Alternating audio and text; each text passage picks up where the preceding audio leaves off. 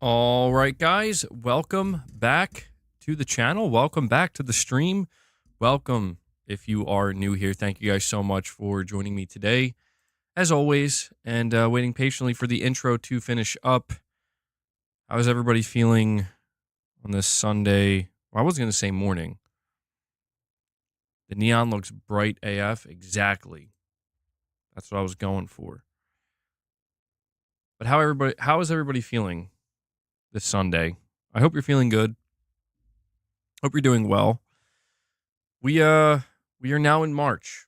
It is March 2025. Time is flying. Feels like just yesterday. I mean, genuinely, it feels like just yesterday. It was the first week of January. So here we are. We have I Am Ayoto coming in, getting us started, renewing their membership. I Am Ayoto. Thank you. Appreciate it.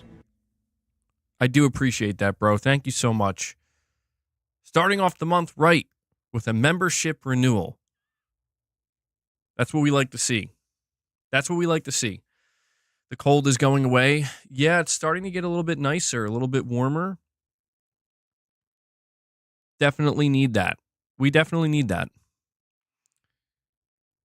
Boss, you can't already be thinking it's time, bro. I'm telling you, he sees the he hears one soundbite and he just assumes it's time.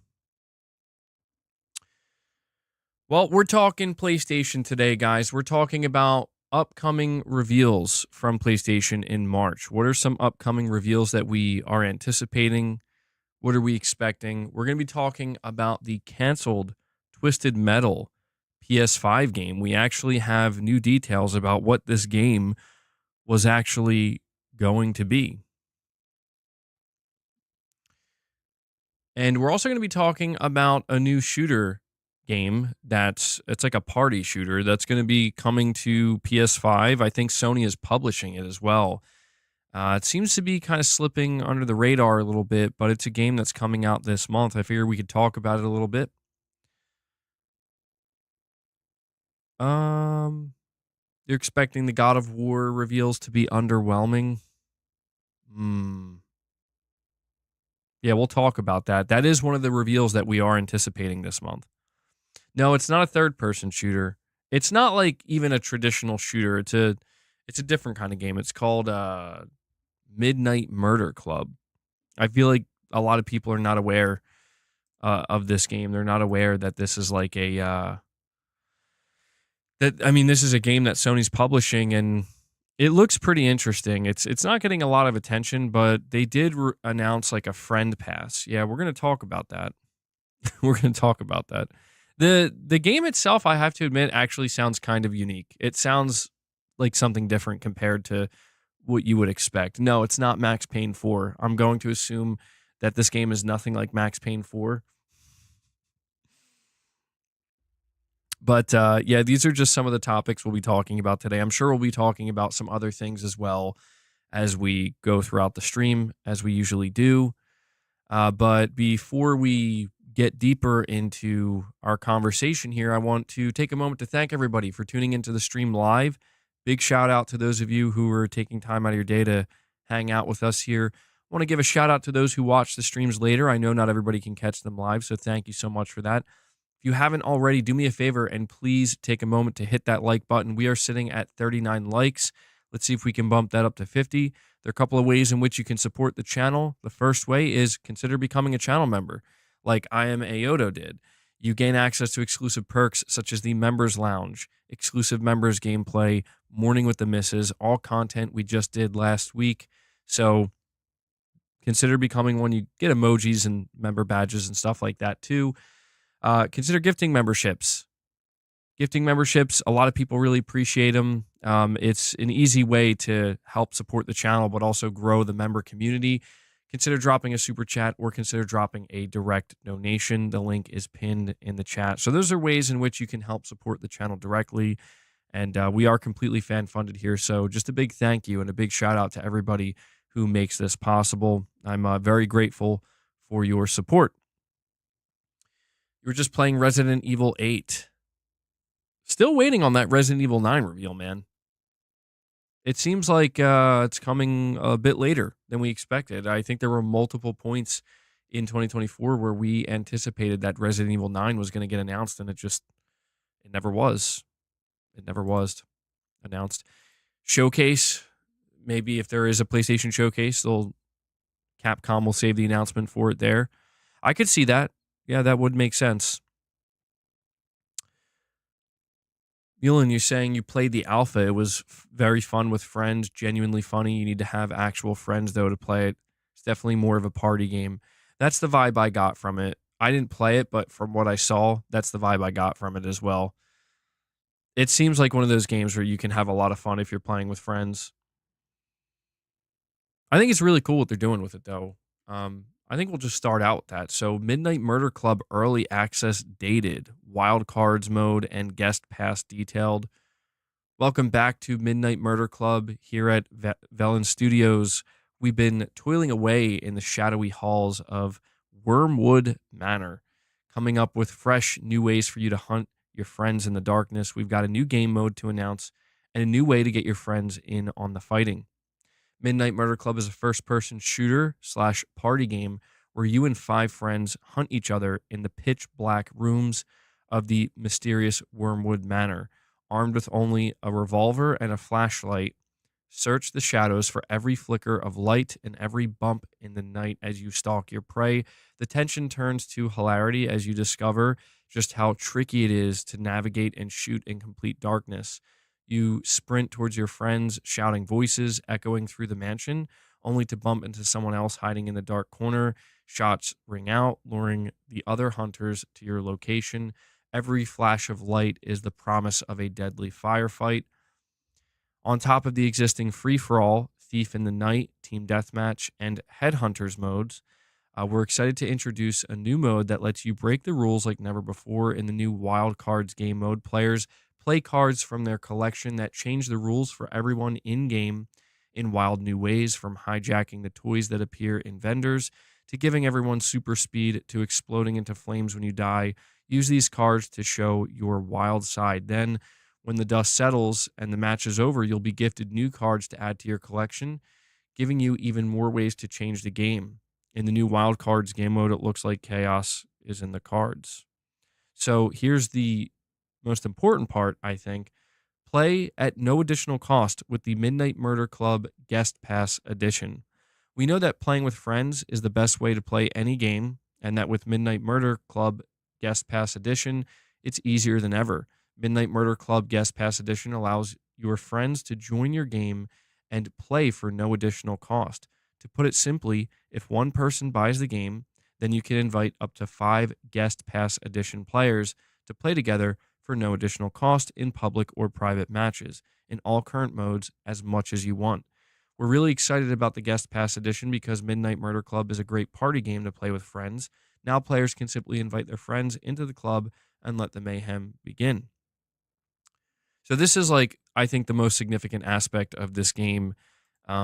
They're making it as easy as possible, seemingly, for this game to, I guess, get some type of player base. Right? This is a game that doesn't seem like it's, again, on everybody's radar, but they're announcing this guest pass, and I feel like 5 friends. That's pretty generous, man. Like, you buy the game, I think it's gonna be like $20. You can essentially give the game to like 5 people to play for free. So not a bad deal there. Not a bad deal there.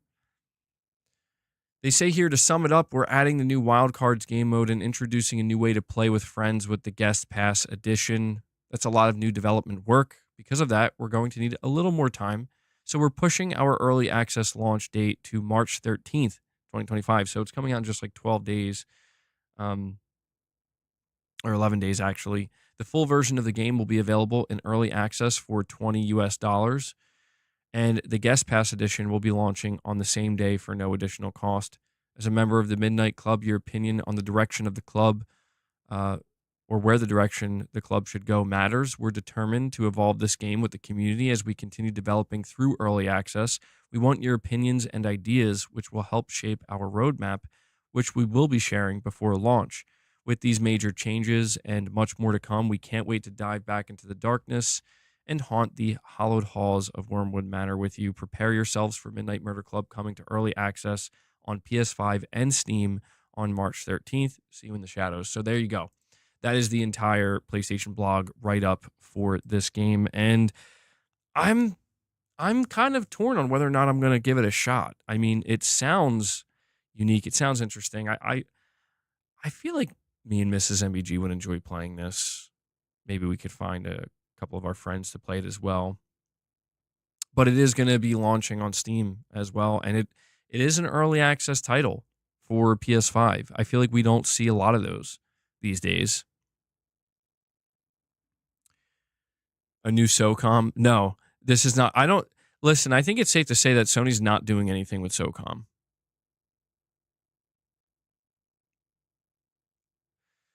A new shooter is coming, not a SOCOM, not a Resistance, not a Killzone, Midnight Murder Club.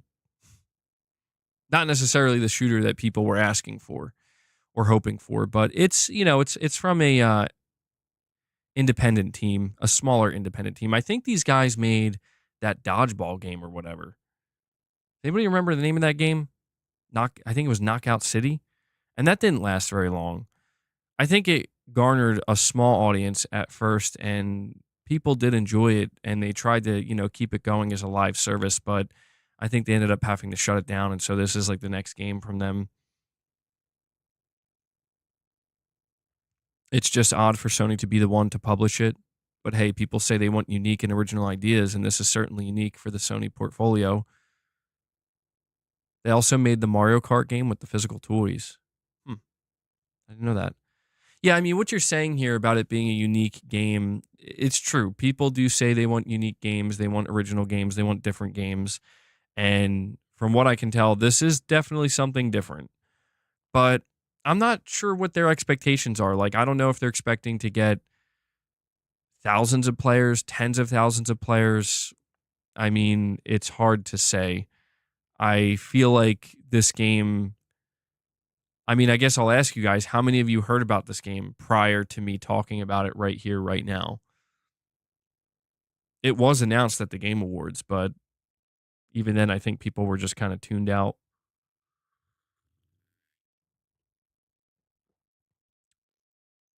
You're saying it's definitely a good game.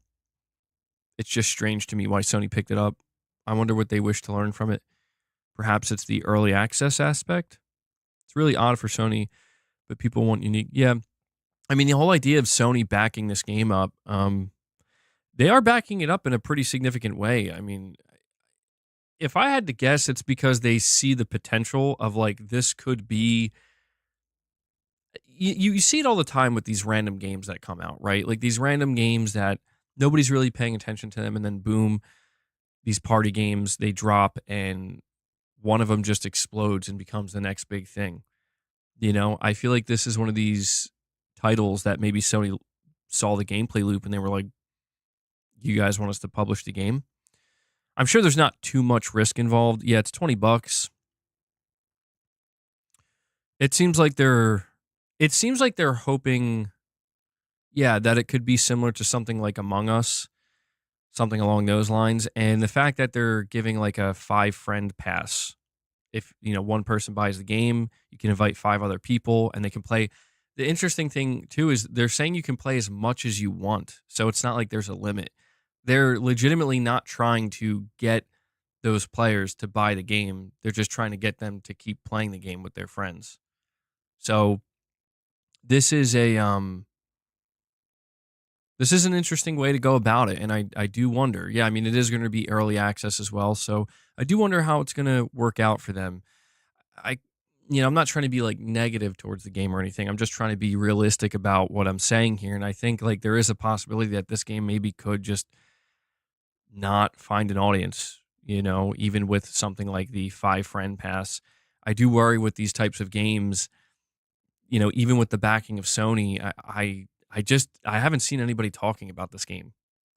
I have not seen anybody talking about it. I haven't seen it on anybody's radar. And The only reason I actually came across it was because I went to go check the PlayStation blog, and I'm not sure how many people are doing that, but who knows? I mean, the game is launching in the early access in like 11 days, so maybe they'll have some kind of like little marketing push leading up to it. But yeah, right. Watch it end up blowing up and becoming just as big as Helldivers 2. Well, I think it's good for Sony to take risks on some smaller teams and unique games like this. Like, even if it doesn't catch on, even if it doesn't become the next big thing, just the fact that they're willing to try, I think is good because Sony knows firsthand with something like Helldivers 2 how, yeah, like you can back an indie team and you can support a game that might have potential, but you really don't know what's going to be the next big thing. Sony did not know Helldivers 2 was going to be the next big thing. They found out firsthand. Arrowhead didn't know it was going to be big. And it really is like one of the most successful games for both Sony. Well, it is the most successful game for Arrowhead, but it's one of the most successful games Sony ever published. So you could kind of see how they're willing to take maybe more of these risks with, multiplayer games like this. This is like the opposite of Concord, right? This is a small team making an indie game that's going to be $20, and they're just going to try to build a player base off of a unique gameplay loop.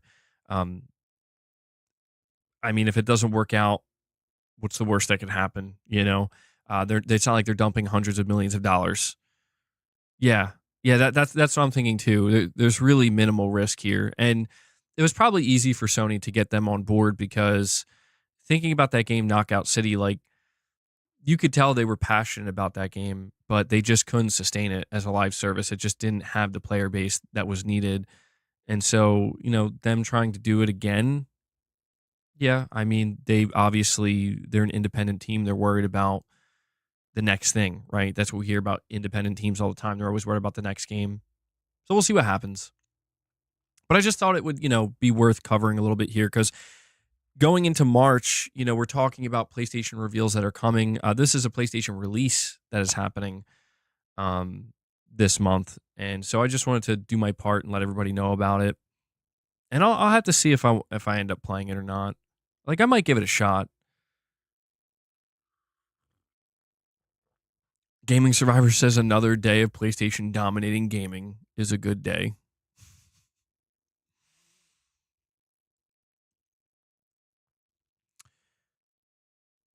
Another Sunday, another lost parlay on Saturday night. What's up, Titus? I'm gonna put up a poll asking you guys.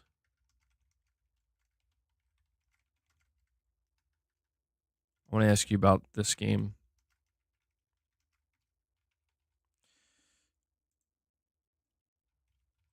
All right. Will you be checking out Midnight Murder Club?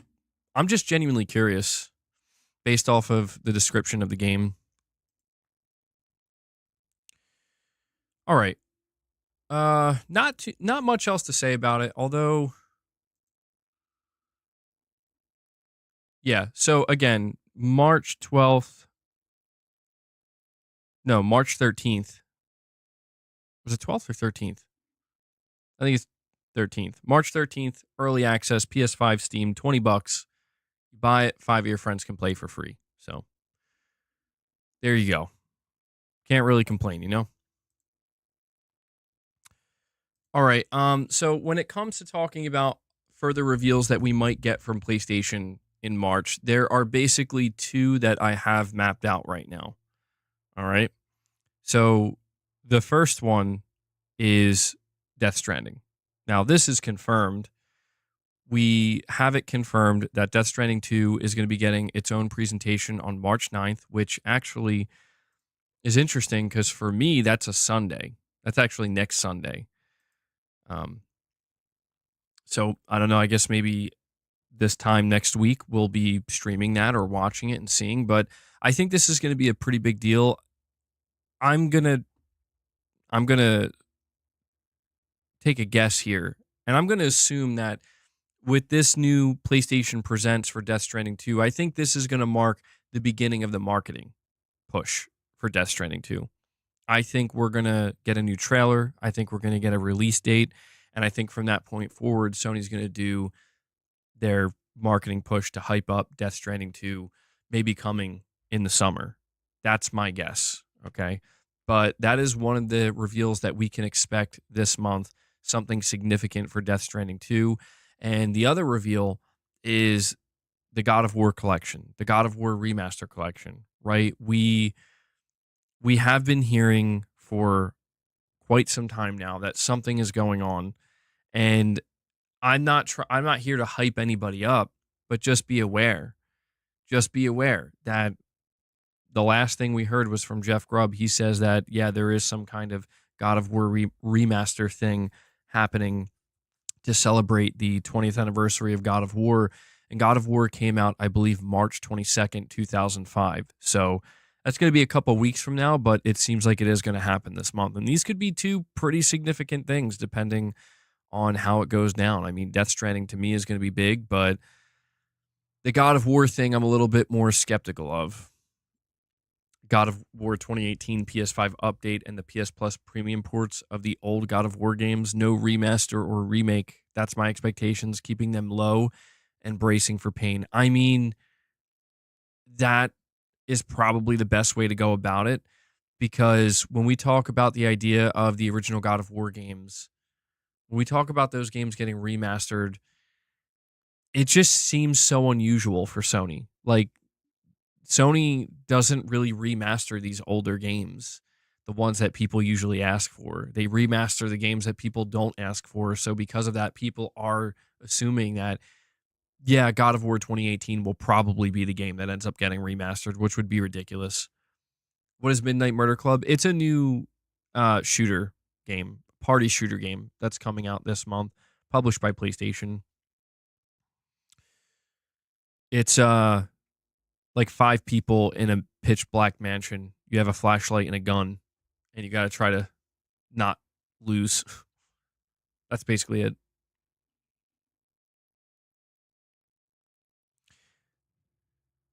You're thinking Death Stranding 2 will probably release in early August. I'm starting to think that Death Stranding 2 is going to have a summer release. It really does seem like they're building up to something. I I don't imagine that Death Stranding 2 is going to be like a holiday release. I just feel like I just think there's too much risk involved considering GTA 6. I mean, obviously Death Stranding 2 is a different game from GTA 6, but I just don't think you want to.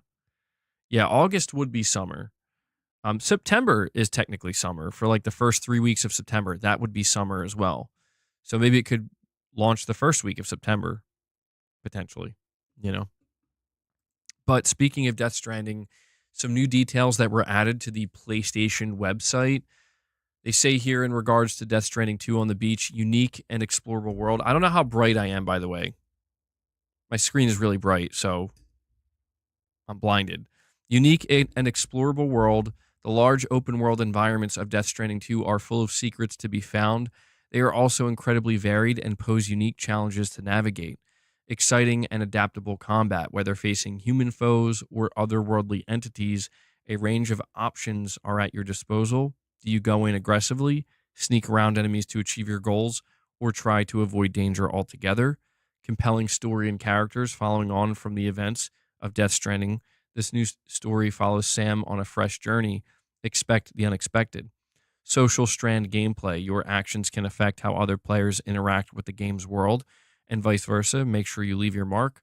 PlayStation presents special panel coming March 9th, featuring Hideo Kojima, Norman Reedus, and more. So the PlayStation website is beginning to hype up this game, and they're really trying to make people aware of this PlayStation Presents.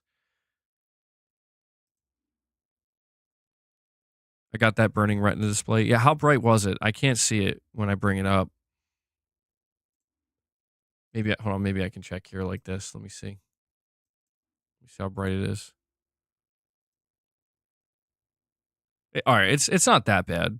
There's that you definitely see an increase in brightness, but it's not that bad. It's not like insane.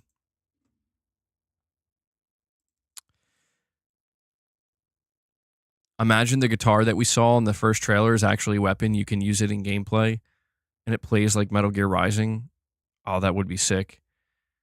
Yeah, I mean, I think that was the highlight of the last trailer. The last trailer that Kojima put out for Death Stranding was like 10 minutes long. And that's how it ended, with this insane battle between, I think it was BB, dude, in like a big robotic suit. I'm not even kidding. Like, it was like making baby noises, fighting like Crow slash Joker, Higgs. It was pretty insane. I mean, it's that type of stuff that gets me hyped about Death Stranding 2.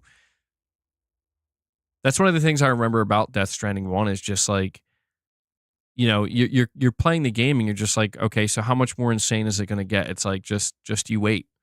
Just you wait. What games am I buying in March? You're sold on Atomfall. Looks sick. I've seen a couple people talking about Atomfall. I haven't looked into that, but I did purchase Monster Hunter Wilds. The only problem is it still hasn't gotten here because I bought it physically and it's running late. So, this is what happens when you decide to buy games physically. I'm not exactly sure when it's going to arrive.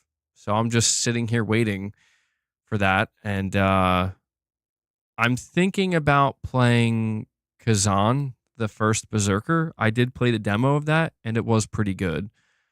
It was pretty good. But I don't know, man. The thing about the Souls-like games, I do like Souls-like games a lot.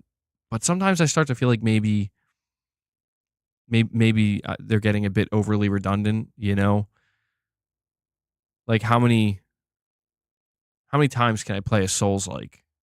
But it was pretty good from what I played of the demo.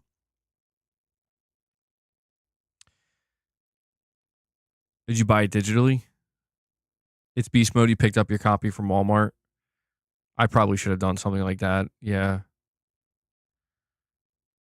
I don't really go out to buy games physically anymore. I usually order them, but there's something going on with my order where it's like I'm assuming I'll get it soon, but I don't know. I don't even have shipment details on it yet, so I'm just like I don't know. You grabbed RoboCop last night for £8 on the PlayStation Store. I heard that game is pretty good, dude. They made that Terminator game that I heard was actually pretty solid, but I heard the RoboCop game was actually very good. Whenever you order a game from or a new item from GameStop, it always comes like 2 to 3 days late. Interesting. Interesting. Yeah, I don't know. Like as if it couldn't be any more annoying, trying to support physical games and physical media. Now you got to worry about your games getting super delayed and, coming in late and whatnot. You're the only channel that lags for me on all devices for every stream. Every other content creator I watch doesn't have the lag when it's live. You have 1 gig up and download. I don't understand. That is weird, dude. Yeah, I have no idea why it would be that way just for my channel. Because usually when I'm having some kind of issues with streaming, people, like a lot of people in the chat at one time would let me know.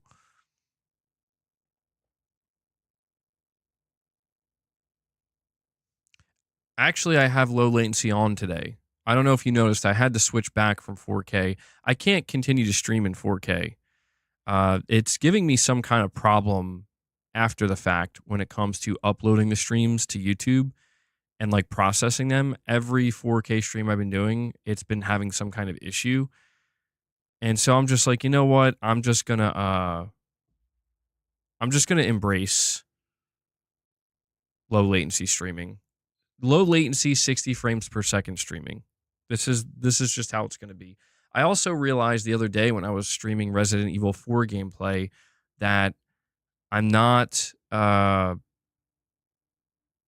was basically streaming at 1080 30 because my capture card doesn't capture 4K gameplay. It caps out at 1080p and I wasn't even streaming at 60. So I'm like, yeah, this isn't going to work.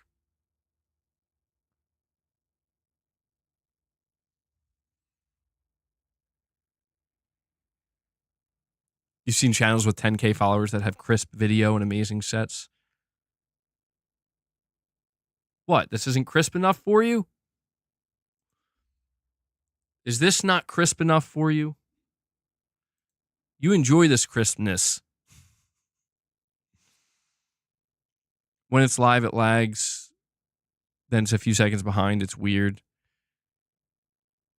Yeah, I don't know. I don't know what would be causing that, dude. RPG88 says no lag on his side.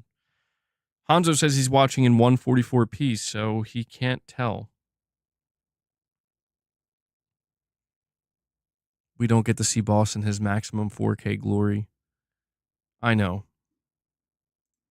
I don't know. Maybe if I can look into it, I will look into it, and if I can figure out why it's having trouble uploading after the fact, like I think it just might be a bandwidth issue potentially because I stream for so long. I'll look into it though. Maybe there's something I'm missing because the 4K streams did look really nice. Why? I'm really delayed on the capture card. Yeah. Dude, it took me like 4 years to just get a capture card. But eventually I'm going to have to upgrade to a 4K capture card. You can ask people who've been here for the whole time. It took me literally 4 years to buy my first capture card.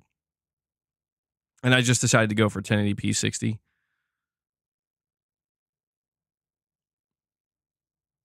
It's those darn NVIDIA drivers. I'm going to laugh if that's actually what it is. That would be funny.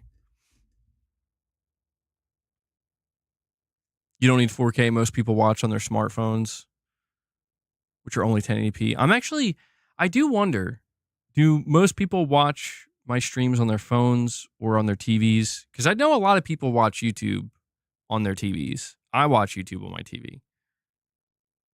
Yeah, 4K for a smartphone is overkill, probably. But if you're on like a big screen TV, it probably looks really good. On PC or desktop? Okay.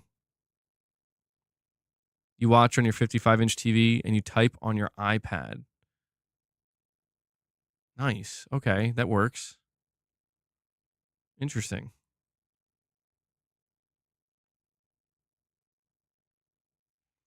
You're watching on this lady's fridge? I'm not gonna ask. On your phone while playing PS5. Nice. Okay.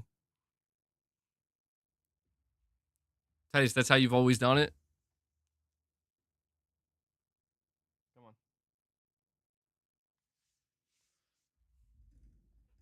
You could meet halfway. 1440p is very crisp as well. Yeah, I did that one stream that was in 1440p, and I think that seemed to be fine. I think the way YouTube works is like there's ultra low latency, which is capped at 1080p. Then there's regular low latency, which is capped at, I think, 1440p. And then you have just normal latency, which can go all the way up to 4K. Dreadful83 says, with a super chat, what's up, MBG? I'm still a little salty about the Twisted Metal cancellation. I watch on my phone. Yeah, we're going to talk about that in just a moment here. The Twisted Metal situation, I'm always perplexed by how strange some of the replies and the reactions I see to things are. Not you, Dreadful83, but like in my video today, I was talking about information regarding the canceled Twisted Metal game that was in development for PS5. And one of the things I said in that video is that I found it kind of strange that we got something like Destruction All-Stars, right? Destruction All-Stars. I don't know how many of you guys played this, but it was quite comical. Like Sony thought that they were going to sell it for $70, and then they quickly realized that literally nobody's going to buy this game at $70. So they decided to put it into PlayStation Plus, and I think it found a little bit of an audience, but then it just died. And a lot of people were just confused because they're like, why are we going to get something like Destruction All Stars, but like not Twisted Metal? And I saw this comment that somebody left earlier on my video where they were basically like defending Destruction All Stars, being like, why don't you guys understand that Destruction All Stars is a like it's the return of the Destruction Derby and whatnot. Like, I'm just like, bro, like what is going on? Like, why am I reading somebody defending Destruction All Stars? Like in my comment section, bro, like what is going on? But it's just weird to me that like, they have this Twisted Metal TV show and it's actually pretty successful. The Twisted Metal show seems to have surprised almost everybody. We're like, whoa, like, this is actually pretty good.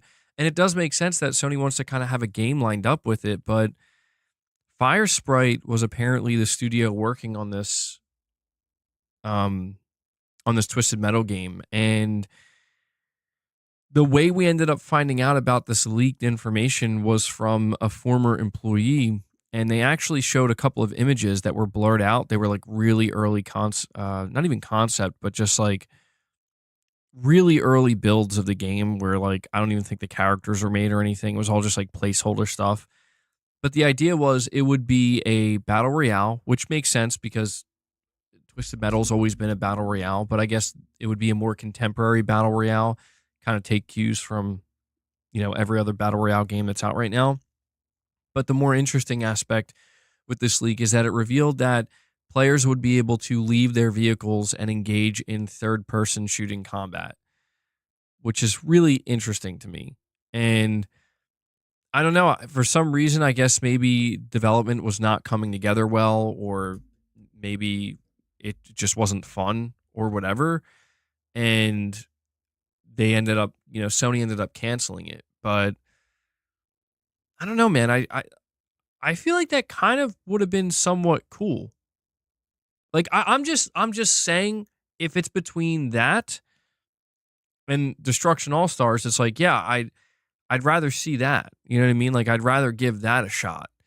I'd rather see you bring Twisted Metal back and have it fail and not meet the expectation than see something like Destruction All Stars, because Destruction All Stars just, what was weird is you got out of your vehicle in that game and all you really did was like collect like jewels or whatever those power up things were, and then that's it. You couldn't do anything else. Like there was like no other point in getting out of your vehicle. Um, at least with what they were trying to do with this Twisted Metal game, the idea that you could engage in combat outside of your vehicle. I know that's not what Twisted Metal is supposed to be, but I don't know. I would have I would have liked to see it. You know what I mean? I would have liked to see what that could have been like.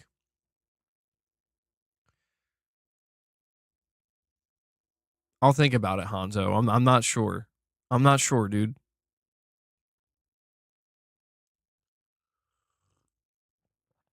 I guess the question we have now is like, we get this leaked information about Twisted Metal. So the next question is, well, that Twisted Metal game was canceled, so are you making a new one? Or is that it? You know, did they just like did they just make the decision that, listen, we're just not doing anything with Twisted Metal at all. We're not even going to bother. Will, you're saying getting out of the car was cool in Destruction All Stars because you had like high jumps and stuff. I mean, yeah, I don't want to make it sound like they didn't give you anything to do. Like you could wall run and do like some parkour and you could do like double jumps and stuff like that. But I guess, I mean, the the gameplay loop of Destruction All Stars just wasn't really there. You know what I mean? I don't think it was as satisfying. The thing about Twisted Metal is I feel like the gameplay loop was always there. Even if you couldn't get out of your vehicle in Twisted Metal, I mean, it's a very simple concept. It's a battle royale with different vehicles. It's vehicular combat. Like you're trying to destroy other vehicles and blow each other up. I mean, it's a pretty simple and I would say timeless gameplay loop and concept. The only thing I would like to know is what led to the cancellation, of the Twisted Metal game. I want to know if it was actually just like bad, or if maybe It was just they were like, you know what, we're not putting any more money into this. Doesn't matter if it's good or bad. We're kind of pivoting away from the live service stuff. You were cool with the concept of being in your cars in Twisted Metal, but I agree Twisted Metal would have been a better pick. What's interesting about the Twisted Metal game that was in development is originally it was in development at Lucid Games. And Lucid Games, they're the ones who made Destruction All Stars. So that's what makes it kind of fascinating where it's like Sony was trying to task them. They were trying to task them with making a proper Twisted Metal game, but I guess it wasn't working out and they handed it off to Firesprite. Shattered Glass 23 says, "Dude, John Cena turned heel." Yeah, I've been seeing that trending. I don't really watch wrestling, but that's absolutely been trending.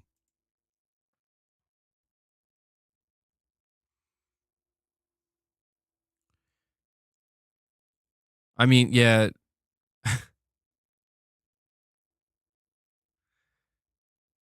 Okay, you're saying people do realize that you can subscribe to Game Pass and still buy games. Why limit yourself unless you can't afford to? Yeah, I think the way some people talk about it, they do forget that.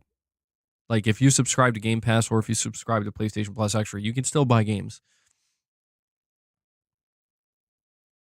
Yeah, a lot of the conversations in gaming today are very much, I think, focused on like you can only have one or the other. You know, you can only do this or that, and it's like, well, no, really, if you look at it holistically, you can kind of do.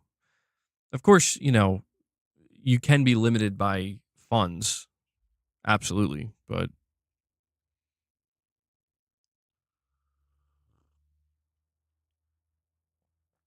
really, you're saying you can still buy games, but it's like double dipping. Yeah, I could see why that would stop some people from wanting to do it.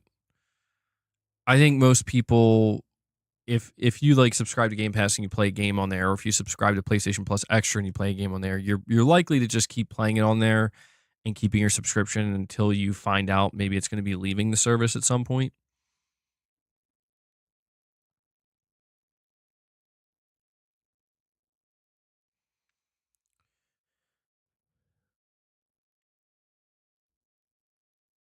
I mean, yeah, that's true too. That is true to a degree. It seems like most people, even though that is an option, it seems like most people are not taking that option. It does seem like most people are kind of either going with one or the other. But, options are a good thing. Yeah, I was never really into wrestling. I grew up like not watching it, but like having friends that were really into it and people who were just always talking about it. So like I was always kind of familiar with what was going on to a degree, just from the conversations that were happening around me. But for some reason, I never got into it.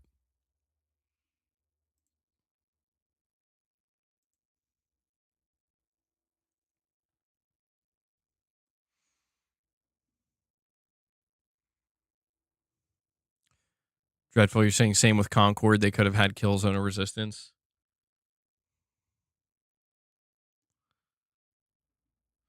Dragon Warrior says, I have a Series X and PS5 hooked up to my TV. I also have a Nintendo Switch OLED and will be grabbing a Switch too. Xbox uh, holds my games. I have PlayStation for exclusives. Well, I mean, that's the thing, man. You know, if you can afford to have it all, if you can build up to that, that's the way to go. And Dreadful 83 comes in and drops 5 membership gifts on you guys. Dreadful 83, thank you so much for that, man. Yeah, I saw you were gifting some memberships last week and you're back at it again today. So, guys, let's get some W's in the chat for Dreadful. He brings us up to 6 members on the day. Let me see, what soundbite would you like, Dreadful? Do you have any requests? I'll add that to the counter. If you're in the chat right now and you just got gifted a membership, when you're finished with today's stream, make sure you go check out some of the member content. We've been doing a lot of member content lately. So let me update this.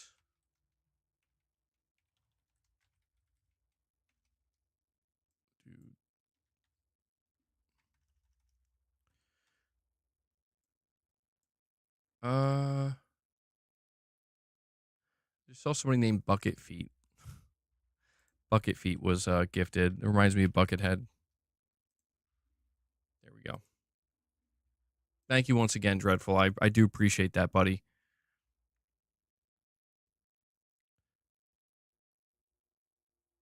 Uh, hold on. I got.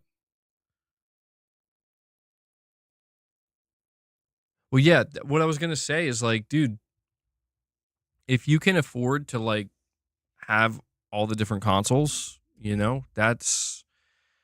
I mean, it's a bit of a tougher sell, like I think for Xbox at this point, but you know, if you don't want to limit yourself, like if that's just something you're not actively trying to do, then being able to have everything hooked up probably the way to go. That's probably the way to go, to be honest. But like for me, I just prefer to play on PlayStation. With my setup, I don't have everything hooked up, at least not in one spot. But that's just me. You play Xbox for the backwards compatibility. I mean, that makes sense. That makes sense. They did a lot with backwards compatibility with the Xbox One. I mean, I think that was like the biggest thing they did during the Xbox One generation, dude.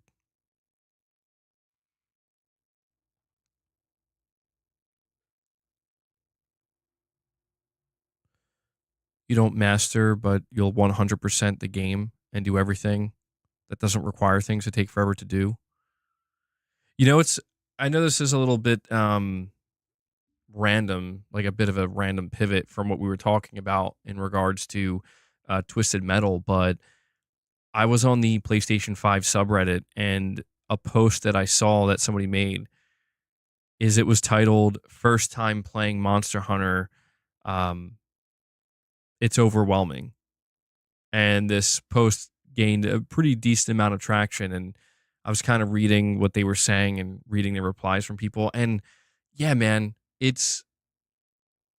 I'm glad that I'm not the only one where like I'm gonna play Monster Hunter Wilds, but I'm like not looking forward to the first like 10 hours because I just know that it's gonna take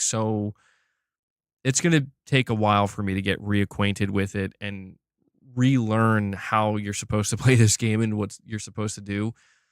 But I was looking into the platinum roadmap for Monster Hunter Wilds, and apparently they fixed a couple of things.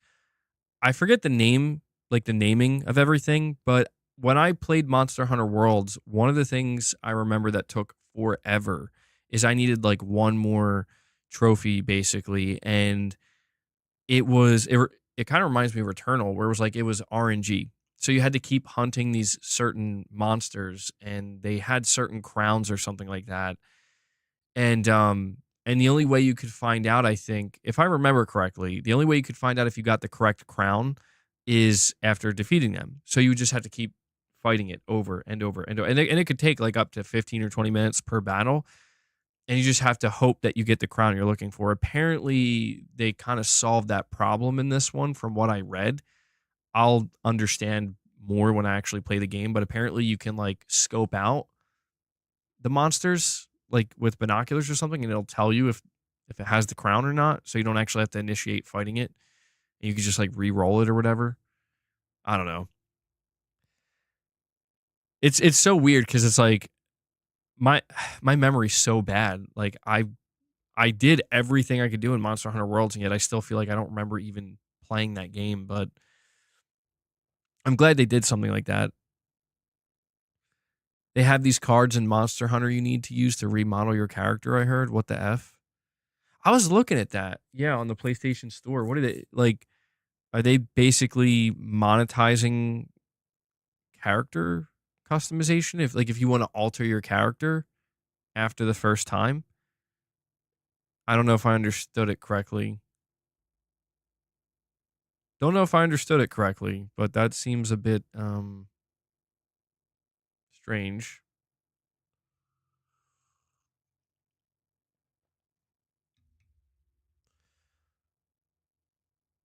Yeah, I see a couple of you guys really hyped about wrestling.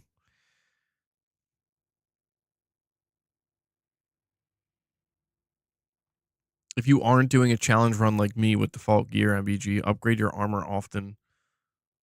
Wilds won't play like World, by the way. Heads up. Ryan, what's the big difference? You're saying it's not going to play like Monster Hunter Worlds. What would you? I don't, because the thing is, maybe this is kind of good that I forgot everything about Monster Hunter Worlds. What's the big difference? Because I did play the beta or whatever for like an hour, but I I I don't think that was long enough to really get a feel for it. That would be diabolical, Titus. Yeah, that would be messed up. I do. It does seem like that's what they're doing, though, right? You played Monster Hunter World and Rise, so I'm used to it now. Plus, I have to use the new monsters. You have to get used to the new monsters moveset. MBG, I could sub to everything and buy every platform, but I prefer to play on PlayStation. It's the best overall single player platform as a gamer. I mean, I don't think there's anything wrong with limiting yourself either. If you're happy, you know that again, that's what I do. I'm right there with you, Gaming Survivor. I prefer to play on PlayStation. It's just it's where I've settled down. You know,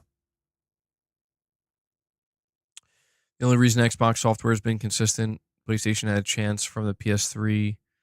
It's hard, but at least PS4 to PS7 backwards compatibility.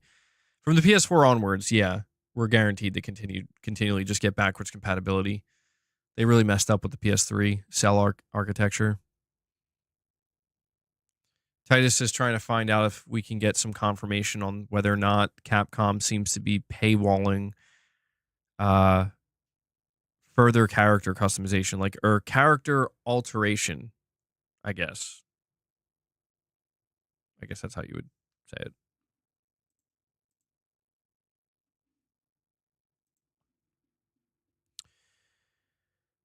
Kingdom Come Deliverance 2 is hands down the game of the year. That's what Nicodemus says. The playstyle for the weapons play different compared to what they did in World. There are different combos. Okay. Yeah, that's something I won't even remember, dude. I remember the only thing I do remember about Monster Hunter Worlds is I was going through all different weapons all the time.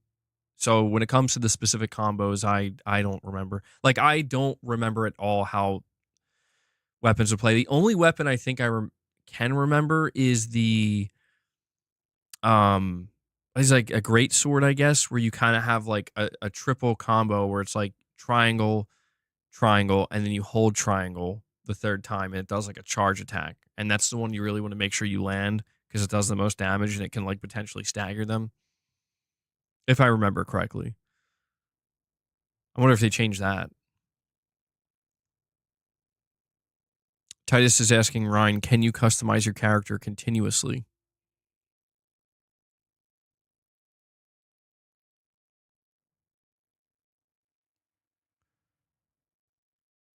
Didn't didn't Capcom do something weird like this with Dragon's Dogma 2 or something?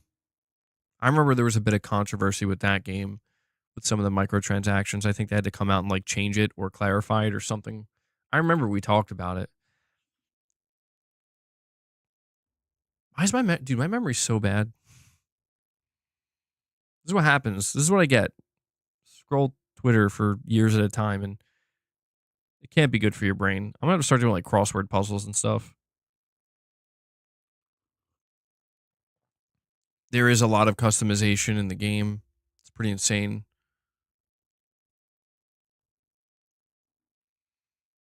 Yeah, but I think what he's asking is like when you first start up Monster Hunter Wilds, you create your character. Like you customize your face, your facial hair, you know, how your character looks. When you are done doing that later in the game or at any point in the game, can you change that? Like can you change how your character looks, their appearance? Not like the gear or what they're wearing, but their actual appearance.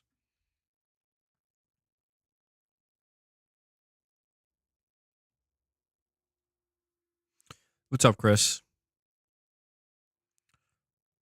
World combo is still present. They add extra strings to the combos and new combos. Okay. Roadkill says, no way in hell is Kingdom Come Deliverance going to be game of the year. It's great. It's awesome, but it's too early in the year. There's so many games coming out. If GTA 6 comes out, I mean, that's a wrap. Right? There's one free voucher for that. One for your character. One for your cat. Oh, okay, Carl. So they are doing that. Interesting. So they are basically paywalling it. They'll give you one for free. That's so petty, I feel. Like, I don't care because, like, once I customize my character, that's it. I don't care. I'm never going to go back and alter him. I have no desire to alter him. But I just feel like that's such a crappy thing to monetize, you know? But I guess it's easy for me not to be upset about it for the reason I just stated, though, because it's like, I don't care. I don't care. Like, I'm not going to. Unless I mess up. If they give you one free voucher, that's fine for me. I don't know. I couldn't see myself ever paying for something like that. Oh, yeah, I remember that, Chris. Remember when Metal Gear Survive charged for save slots? Oh, my God. Remember Metal Gear Survive? I think we try to forget about that game, dude. What was Konami thinking, bro? I mean, what were they thinking? Yeah, that was wild. That was absolutely wild. We're charging for save slots. I mean, could you imagine being in a boardroom and thinking that's a good idea? And Titus Crow comes in and drops another 5 memberships for you guys. Titus coming in with the second 5 bomb of the day. I need to see some W's in the chat for Titus, bringing us up to 11 members. So thank you so much for that, dude. Thank you for the support, Titus. And unfortunately, my YouTube studio crashed. It's not your fault. It's not your fault for dropping membership gifts. It's just YouTube was going to crash it either way. Good stuff, man. I'll give you Thank this. you. Appreciate it. And I meant to play this one for both Titus and Dreadful. Oh, can you stop? Oh, can you stop? That's how we do it here, you know?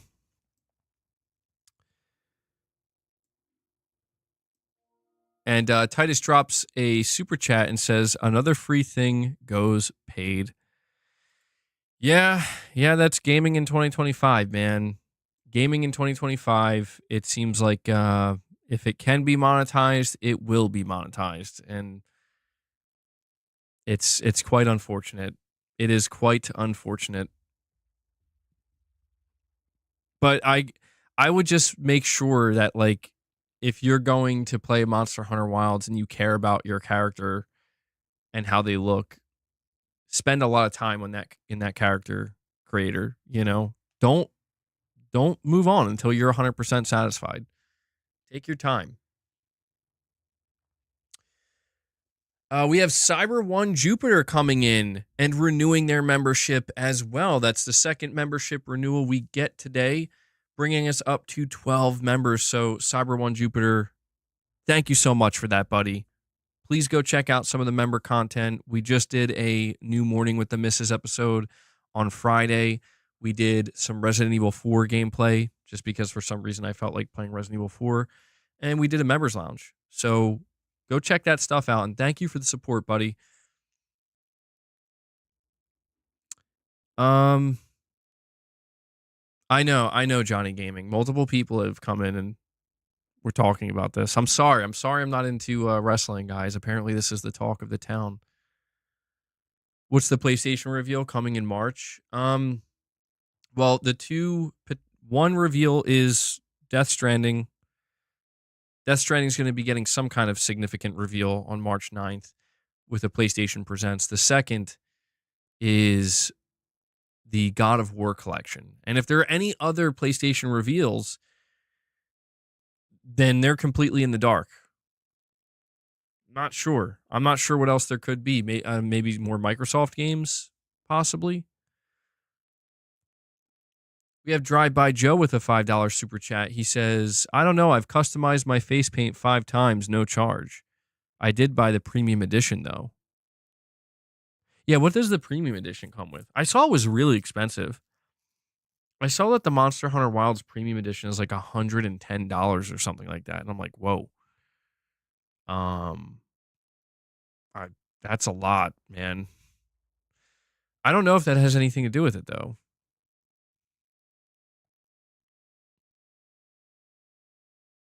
Well, once I play the game, I guess I'll have a better idea. Because I don't know, does face paint count as character customization?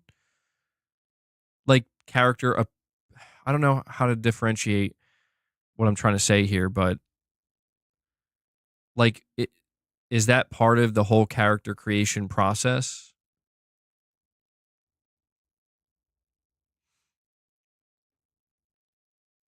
You don't know if it's really worth it though.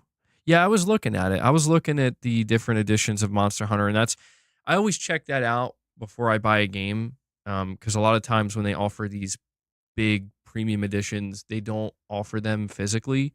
So I just want to see what I'm potentially missing out on. But what I saw, I'm like, no, I'm good. I'm just gonna get the physical version of the game. Are we certain for the God of War collection this time? No. No, I don't want to sit here and tell you that I'm certain of anything. I'm confident that there's going to be some type of God of War related announcement coming for the 20th anniversary. But the last thing we heard was from Jeff Grubb, and the way he worded it was that when it comes to the God of War remaster stuff, we jumped the gun a little bit. Sony and Santa Monica Studio are saving that for the 20th anniversary celebration. But he didn't clarify whether or not we're talking about God of War 2018 being remastered or if we're talking about, the classic games getting remastered. So don't get your hopes too high. Just assume that Santa Monica Studio is doing something for the 20th anniversary, but don't assume to know what exactly they're doing. It would be great if they had that announcement though. You'd like to believe the God of War remasters are real, but it feels more likely they'll get an art book or a soundtrack versus an actual remaster. Yeah, that's the thing. That's why I don't want to get my hopes too high. I don't want to assume the worst, but yeah, when it comes to anniversaries, I mean, a lot of times we don't get anything major. So I don't know. Just don't get your hopes too high. That's all I would say. An art book or something like that. Yeah, I could see that. March 10th is the 10th anniversary of Bloodborne. Damn, dude. What day is March 10th? Is that Monday? It's Monday. We're going to have to do a Bloodborne gameplay, 10th anniversary gameplay celebration. I don't know. Jaffe confirmed the panel with Eric Williams.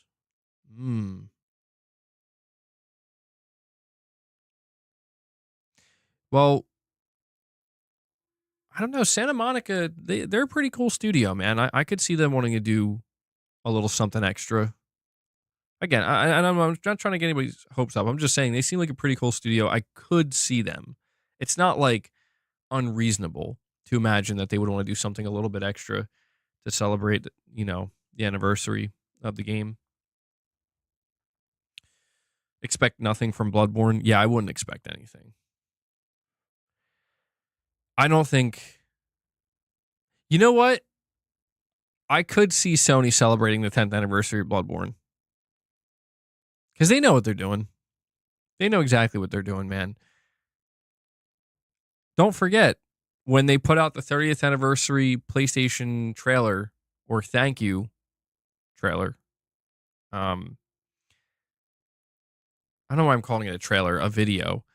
They ended it with Bloodborne saying something about persistence. And it's just like, yeah, they are well aware. They're well aware of what people want. So it's like I could see them just putting out some kind of like random blog post or whatever and doing like I could see them trying to maybe do like PlayStation Network avatars or something. Could you imagine? Could you imagine how the internet would react? Boss, you just shocked me. No, no, no. Don't. No, you can't bite. You can't bite. We can dream, right? Don't dream too big. Don't dream too big. Boss, you can't bite that. You can't bite it. I know you want your treats. I know.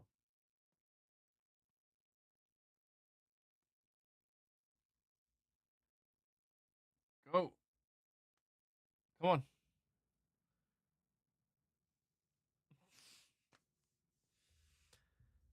Guys, we're at 12 members. All right? We're at 12 members. We're pretty much at the halfway point. All right? Whoa.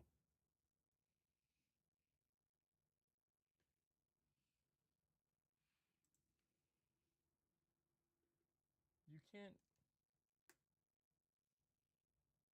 You can't. I'm just a little bit shocked. He just casually opened the treats. You can't have them yet, dude. We're at the 12 member mark. We're like halfway there. We'll see if we can keep pushing, hit that 25 mark, give him some of his treats. He's always antsy.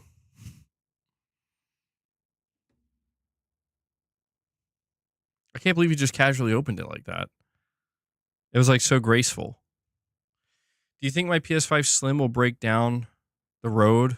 What would cause it to stop turning on? I mean, I don't know, man. I still have my original PS5 and it works fine. I mean, eventually it'll probably stop working, like many, many years down the line, but I don't think it's something you have to worry about anytime soon. Stop it. Stop. Not cleaning it or dusting it out. Yeah, I mean, it's kind of a given, right? You let something get dusty enough, let enough dust build up. No, no, boss, no. Bad cat. Bad cat.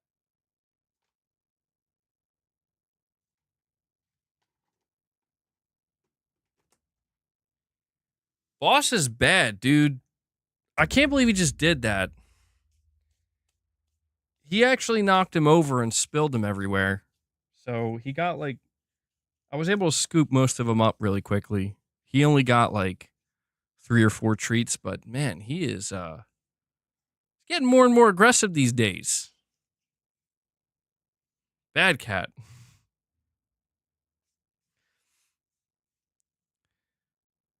Don't take it into the bath. Did anybody see that video that was trending on Twitter of somebody literally doing that with their PlayStation 5? They're like, it's time to clean my PS5, and they were just like hosing it down. And it's just like what they were soaping it up and everything. That was crazy.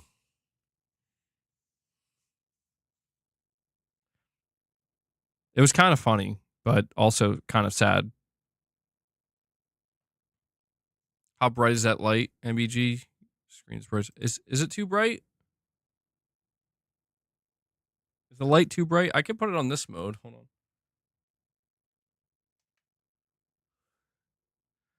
that better? Don't bite me, bro. Me and Boss are gonna end up fighting. He just straight up tried to bite me. You better knock it off, bro. I don't need that energy. But yeah, if you're worried about your PlayStation 5 breaking or something, the best thing you could do is probably try to make sure you're keeping it clean, dust it out. Don't hose it down though. Don't do that.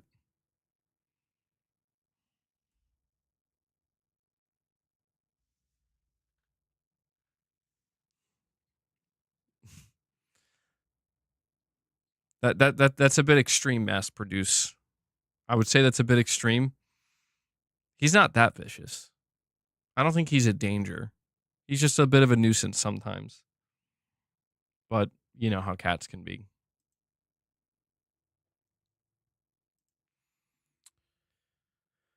Um, all right. You got a 2 terabyte, but you can't be bothered to put it in your Pro. Damn, dude.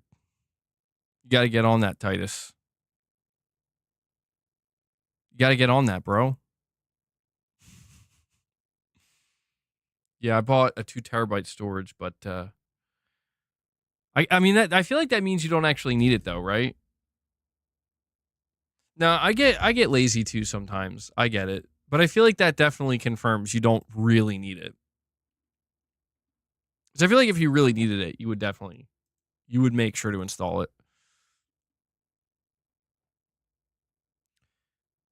Buy it from a good retailer and get some cheap ass coverage. Amazon has always been good with refunds for you. Oh, you're down to 42 gigs? Come on, Titus. You got to get on that then, bro. You got to get on that.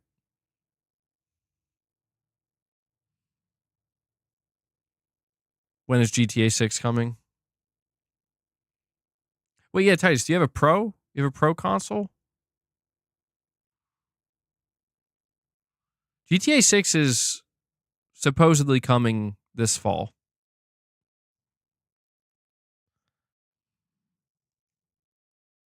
Boss, you can't be real right now.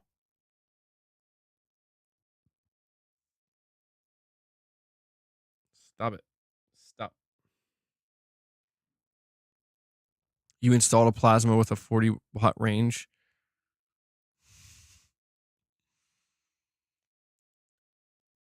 I see what you did there, Hanzo. I see what you did there.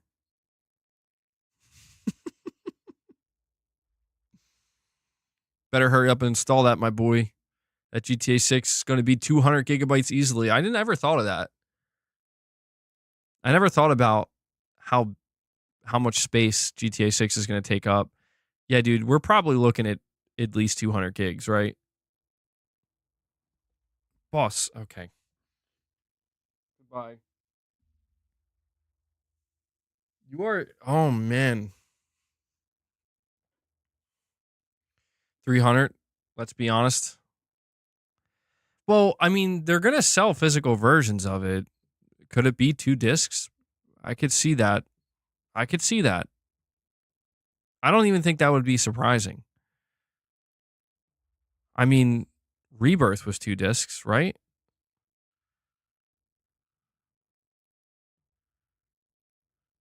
If Call of Duty and NBA 2K are 100, GTA is easily going to be 200. Well, I guess it all has to do with compression as well. I would imagine that has something to do with it. Red Dead 2 was 2 discs. Was it? It's going to be the first 3 disc PS5 game. That would be awesome. Kind of annoying in a way, though, but also awesome at the same time.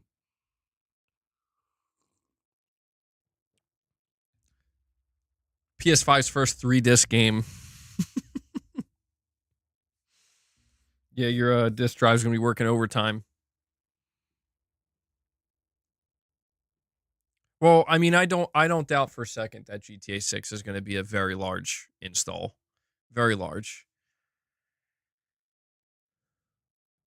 It's just a matter of how large. Aaron, you're saying Iron Lord sent me here? Why did they send you here, Aaron? I hope for good reasons and not bad reasons.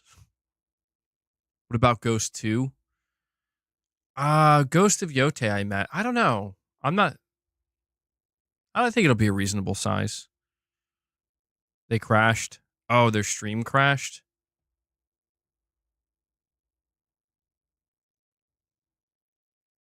Let's hope PlayStation. Oh, I didn't even think about that though, dude. Like, speaking of crashing, like GTA 6 launch day, PSN. Oh yeah, the whole world's gonna stop. You'll get into a car only to be prompted to insert disc 2. Cyberdyne.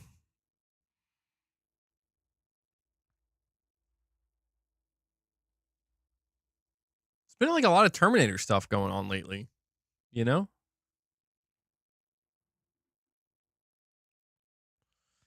I love that idea though. Like you get into a car, like you go to jack somebody's car, and as soon as you get in, it says, "Please insert disc 2 to continue playing." No, please insert disc 3 to continue playing. That'd be amazing.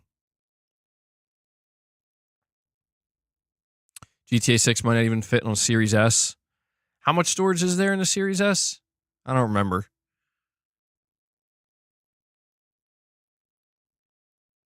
500 gigs? I mean, I doubt it would be. Well, no, it's 500 gigabytes, right? And then there's like, it's like less than that because the OS takes up a certain amount. Could you? Oh, that would be nuts. Yeah, GTA 6 is so big it can't even fit on the Series S. Base model 382 gigs. That should be enough. I could see it presenting a situation where it's like that's literally the only game you can have installed though. That's the only game you can have installed at one time.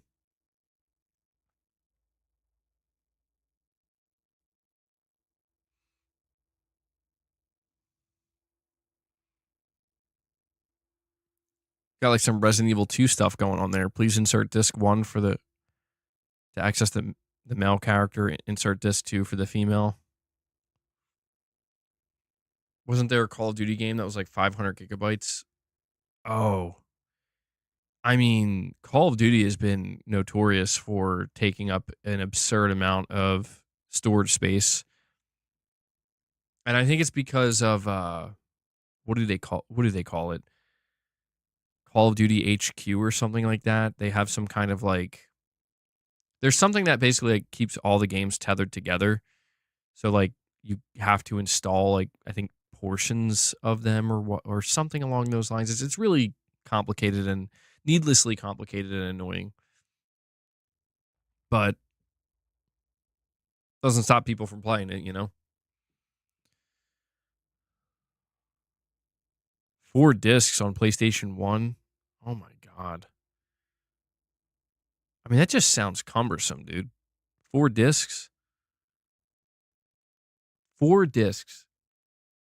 GTA 6, 6 discs.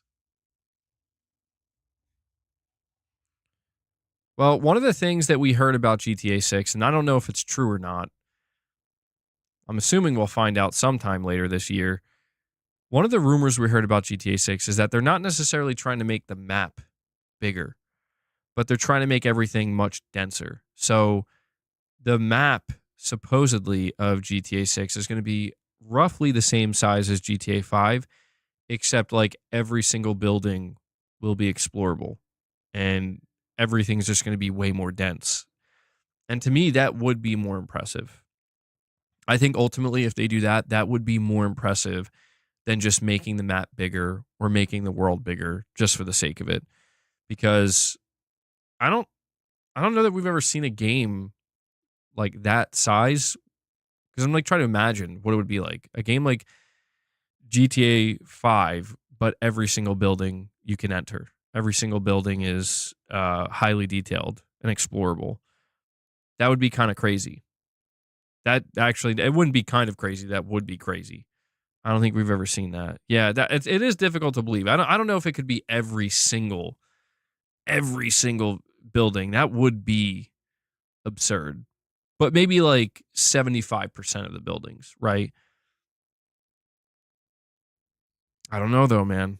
I don't know. The expectations are very high for this game, and Rockstar's been working on it for like, God, so many years. So it's possible. It's possible they could have been like, listen, this is how we're gonna pull off something that nobody's ever done before. Maybe in GTA 10. I don't think we'll be around for that.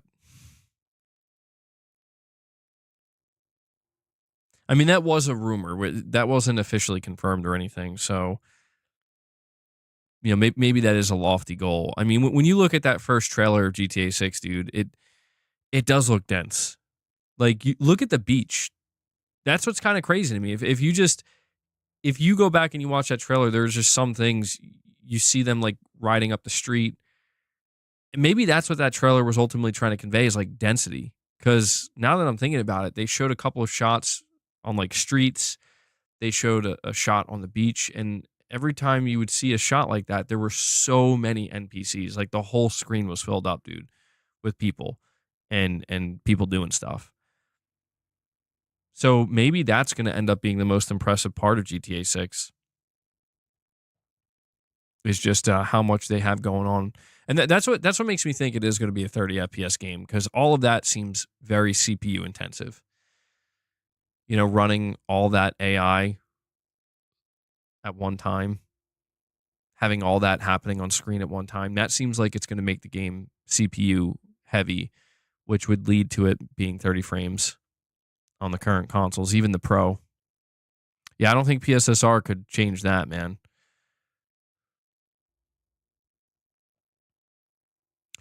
You hope we can run on the beach slapping butts.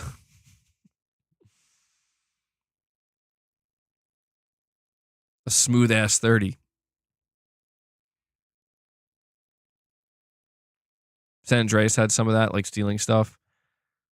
I remember in San Andreas, you could like rob people's homes, which was kind of funny looking back on it because it's such a random mechanic.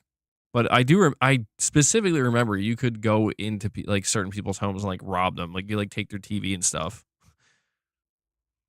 Very random. GTA San Andreas was such a great game. They will release a 60 FPS with a remaster and make you buy it again. Probably. Yeah. I mean, let's face it, man. This is going to be a game that is re-released for the PlayStation 6, and that's probably where you'll get 60 frames. That's most likely what's going to happen. You're going to get GTA 6 on PS5 Pro. It's going to be 30 FPS, but I think the advantage that the PS5 Pro will offer is it'll look better. Like the visual clarity and the overall image quality will be better on the PS5 Pro for GTA 6, but then maybe like a year or two after the launch of the PS6, they'll have like a GTA 6 remaster. You think they're gonna be able to hit 60? I'll believe it when I see it, man. I would like to see that. I would like to see them hit 60 FPS, but I'm just not convinced because it's like, I don't know, dude. It seems like they're trying to run simulations in a really dense, really populated world in such a high level of detail. I mean, I don't know that they'll be able to pull it off. But I don't underestimate Rockstar. I just try to have realistic expectations ultimately. You won't buy it if it's at 30 FPS? Damn, dude. Yeah, I'm not. GTA 6 could be 30 FPS all day, every day. I'm still buying it. Straight up. I'm going to be honest. I'm still buying it no matter what. But I can understand that. You get so used to having 60, it's really hard to maybe accept having a game at 30. But I would still buy it. So far into the generation with the knowledge of tech they would have now, and it being Rockstar, they'll do 69 FPS. Yeah. That'll be their main selling point. Sorry guys, the game isn't 60 FPS. Everybody's booing them. It's 69 FPS.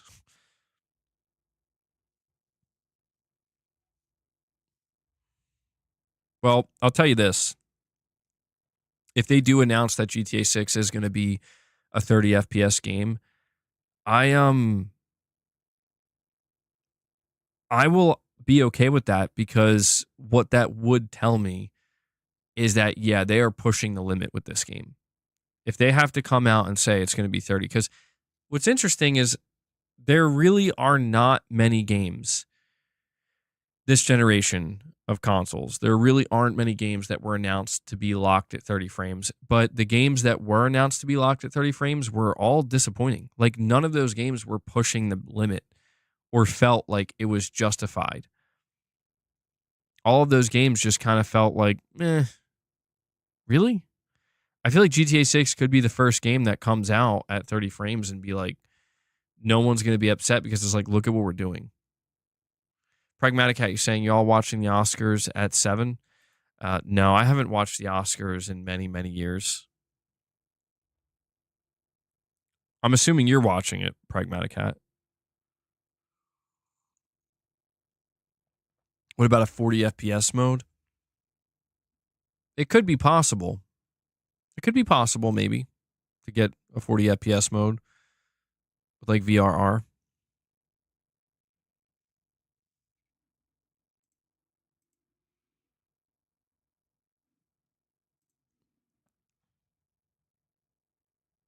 Correction, MBG, basement dwellers will be upset. Regular gamers won't be.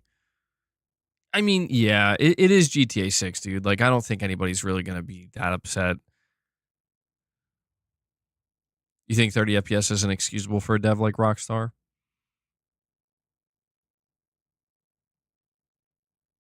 I mean, it's just an interesting conversation to have because I don't know what else to say about GTA 6 at this point, right? It's like any day now, Rockstar, when you want to drop trailer 2, we're waiting.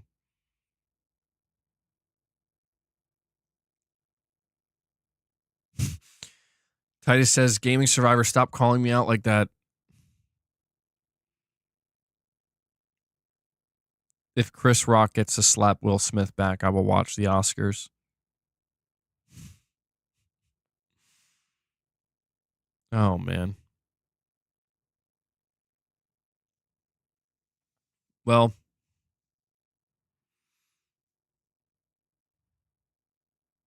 all right. That's true. Titus didn't say it like that. He says, Gaming, stop talking about basement dwellers. I'm starting to feel called out. There we go. I didn't want to misquote you. Wait, so Rockstar are the gods of gaming, but we should not hold them accountable. No, we should. We should. I think it's a matter of like, it's like I said, John B. I think that it's ultimately going to come down to what they show, right? If what they show is something so impressive that's like, holy shit, we've never seen a game do this before. Like, I didn't even think this was possible.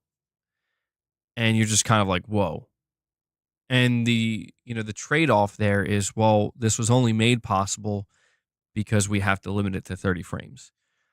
I think the difference there is like people ultimately, like for the people who care, they will be like, that is disappointing, but I mean, just look at the game. Just look at what they're doing. You know what I mean?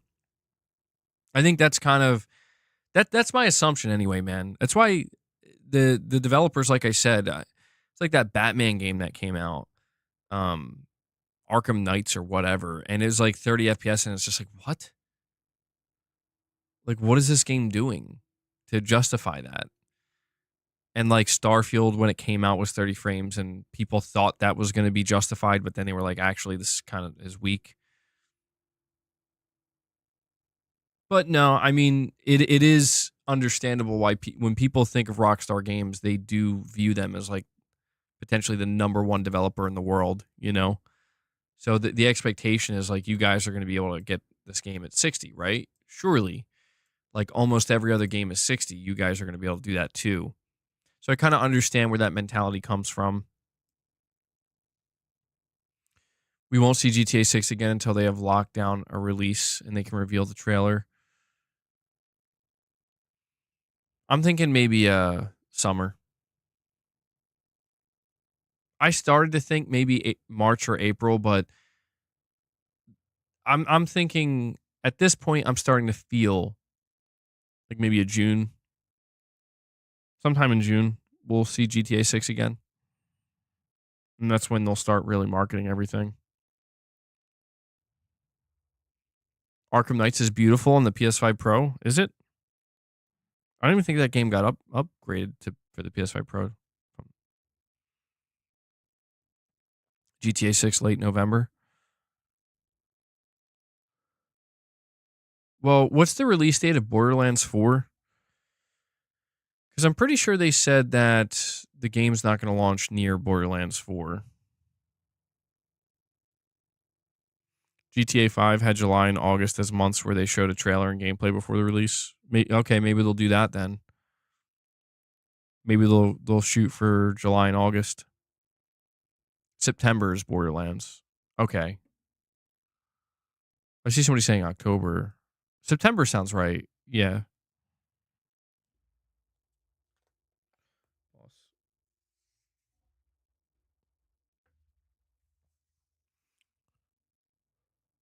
Well, if Borderlands is coming in September, I could see GTA 6 being like, I mean, they could do like a late October or like a mid October. That would be far enough away from Borderlands. But maybe, yeah, maybe they're going for first week of November. I did see that, Ryan. Yeah, I did see that. That's pretty cool. That was pretty cool. They did that.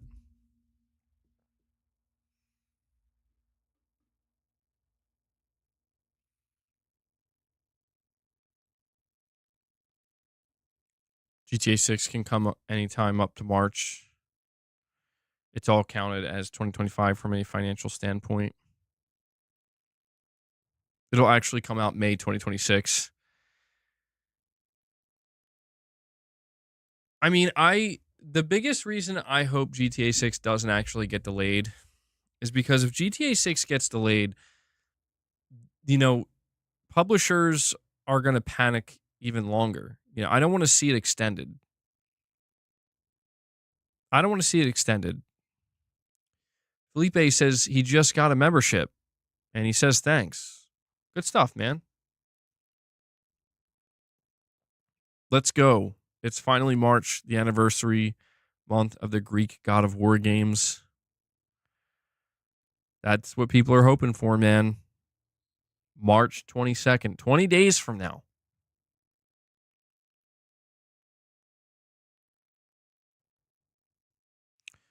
You're saying it's already delayed in your mind? The silence has been clear of that being what's going on. Death Stranding 2 next week. You're hyped for that? I'm hyped too, MRPD. Yeah. GTA 6 is kind of low-key ruining the gaming business. I mean, a little bit. I wouldn't say ruining it, but it's definitely causing certain things to happen in ways that they normally wouldn't. Certain things to be held back.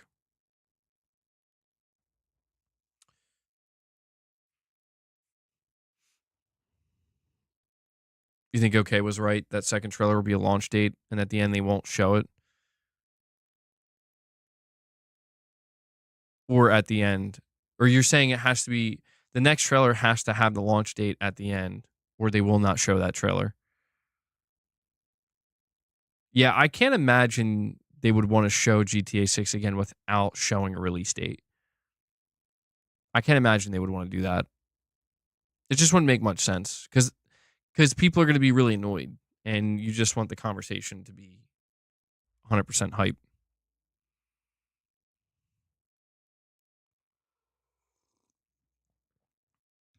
On Twitter, there's a sneak peek of concept art for the expedition for the 20th anniversary. It's official. I think I saw that. Yeah.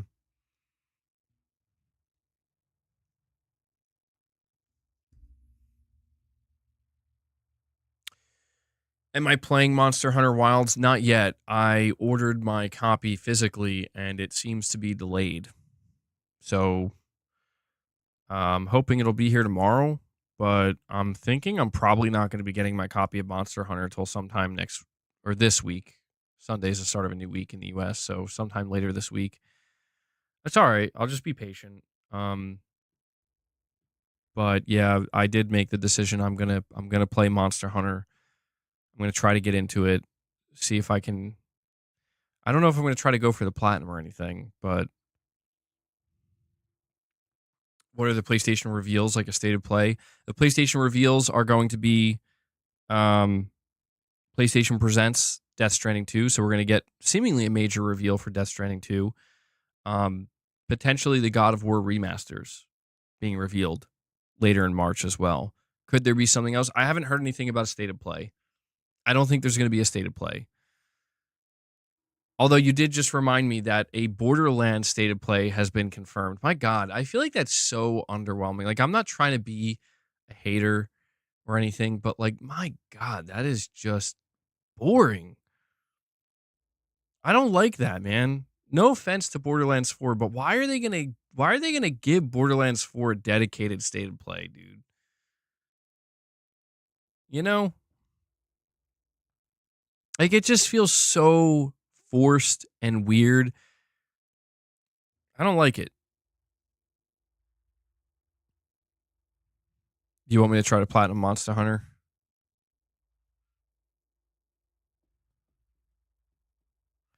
Like no dedicated Yote stated play. I mean, that's the thing. I imagine that there will be dedicated stated plays for something like Ghost of Yote, and I would hope for like Death Stranding, but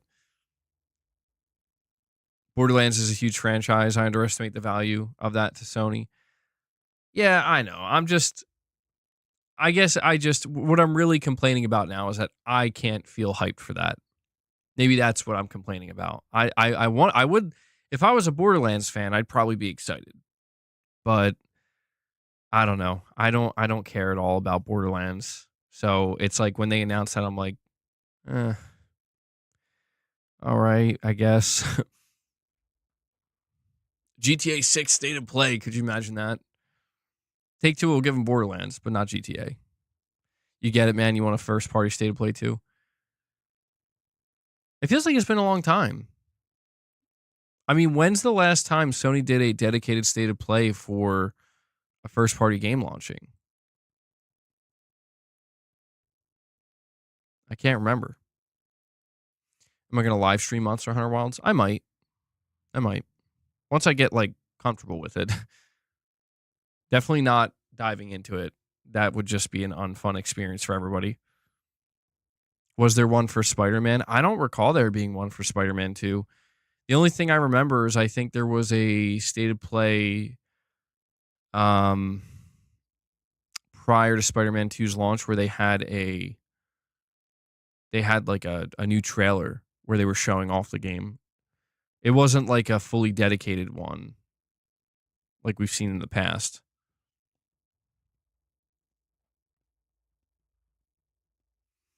Didn't Tiny Tina's Wonderland and Borderlands 3 flop? Why would they pick up the fourth? Oh, I don't know. I don't know if they flopped or not. Yeah, that's the one I'm thinking of where they showed off the suits and stuff and they showed off a little bit of what you could do. I think it was like 8 minutes long or something. Didn't they have one for Astro? No. No, they didn't. I don't know. I wonder what made them kind of change their mind on doing that.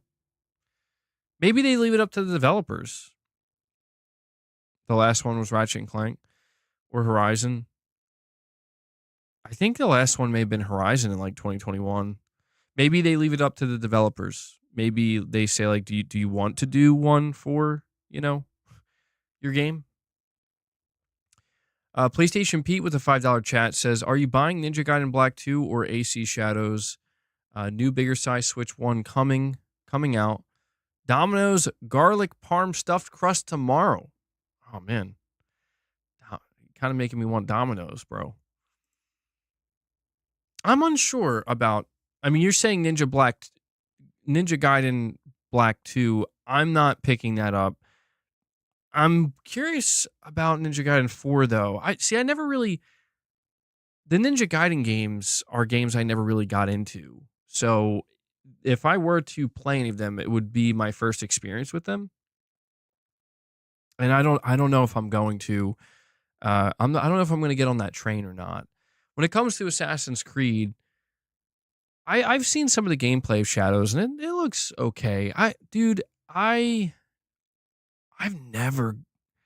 just never really got Assassin's Creed. I'm gonna be honest. I don't know why. Hey, hold on. Shame on me for eating pizza from a franchise instead of an Italian local restaurant. I'll have you know where I live. Dude, I got local pizza places galore. And I want it to be known, I want to say there are too many for me to support, but I support a lot of them. A lot. Like, so don't. Just the other day, I supported my local pizza place. But, I like myself some Domino's from time to time. If it makes you feel any better, I buy from the local places way more than I buy from the franchise places or the chains. I love pizza. I absolutely love pizza. But the touch of my spaghetti. Scared to represent your Italian roots? No, dude. No, I saw this picture. It's funny you mentioned that. I was chilling on the sofa with Mrs. MEG, and sometimes like a gallery of photos pops up on our TV if it just sits there idle long enough. And there was this old picture, man, of like, God, I must have been like 17 or something, or 18. And it was of me and Mrs. MEG, and I looked so Italian, dude. Like, I just was, it was like the most Italian I ever looked. It's hard I had like this tank top on, with this like button shirt on, and I had hair at the time. I just had this like peach fuzz mustache thing going, and I had this look like I really had the whole look going on. So sometimes, my Italian, it just comes through like that. Medallion in the chest hairs. I mean, that was the only thing that was missing. Truthfully, like that was the only thing that was missing.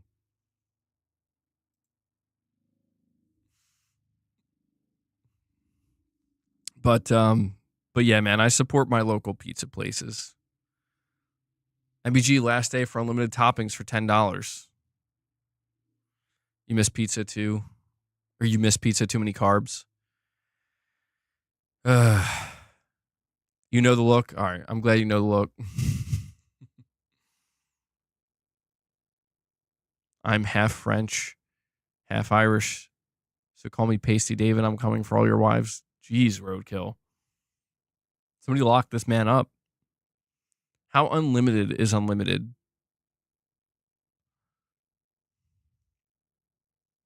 Now I'm going to be thinking about getting pizza later today. It's crazy how many pizza places they open. They're amazing at first, and then they hire some young kids, and the pizza turns into trash. It's effing horrible where I live. Sorry to hear that. Sorry to hear that, man. You live on pizza, breakfast, lunch, and dinner. You effing love it. I'm kind of that way too, man. Like, I could eat pizza at any time. Truly. Like, I could eat it for breakfast. I could eat it for lunch. I could eat it for dinner. I could have it as a midnight snack. I could eat it as a snack. In between, pizza for breakfast, snack in between, pizza for lunch. I love pizza. Garlic bread is the best. Garlic bread is good too. Sometimes I get annoyed with garlic though. Like, I like garlic, but I just hate if you have too much of it. Like, you just start to smell like garlic, and then you can like smell yourself, and it's not in a good way either.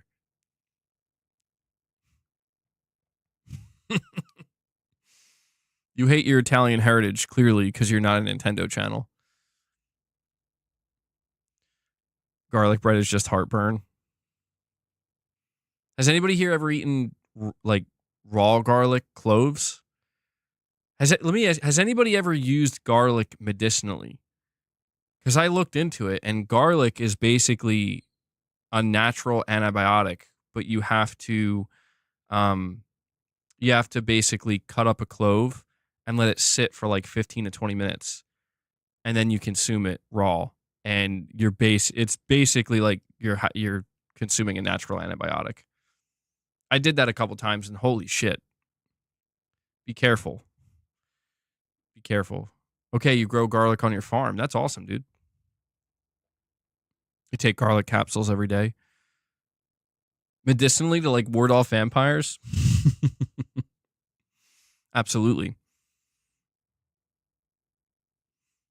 You have honey as your natural antibiotic? I have Manuka honey. Manuka honey's really good. You rub garlic under your armpits? I can't tell if you're serious. Are you serious? How about you've never eaten it raw? It can be quite an unpleasant experience, I'll be honest. Yeah. It's an interesting sensation, especially when you let it sit for like 15 minutes before you eat it. One time I had like 3 cloves of raw garlic, and I smelled so bad. You can ask next time we do Morning with the Missus, make sure you ask Mrs. MBG about this. I smelled so bad, like I think she like kicked me out of bed that night. Like I just smelled like a pile of garlic. It was like coming through all my pores. It was not good. You like garlic in food? That's the normal way. Yeah, you're hellbound. You're normal. You're what we would call normal.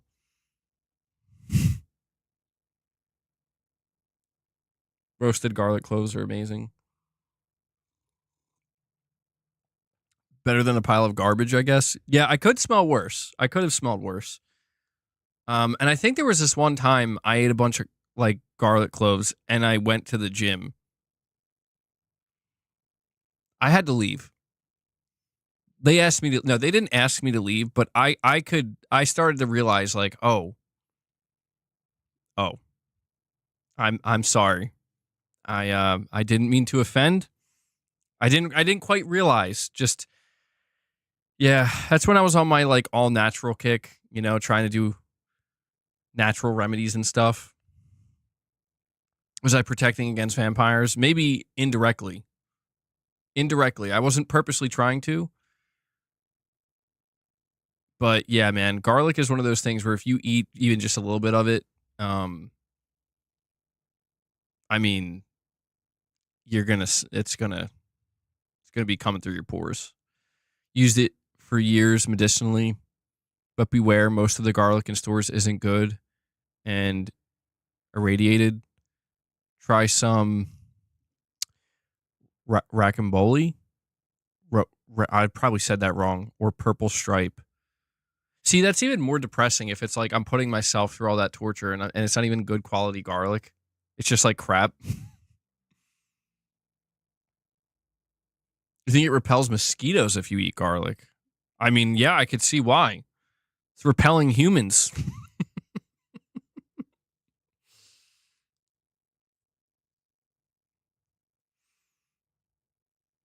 John B's, he's like, bro, there's different garlic? I don't like garlic sauce. No. See, Mrs. MBG likes garlic sauce. I'm not a fan of garlic sauce. Garlic or onions, what's worse? I think I prefer onions. I don't know. I mean, dude, fried onions are really good. Fried onions are amazing. Elephant garlic? Unfortunately, the USA food standards are diabolical compared to Europe. You really need to do your research out there. Is it bad in Canada too? I mean, yeah, it's pretty bad over here. I mean, I'm not in Canada, I'm in the US, but yeah, it's pretty bad. I can confirm.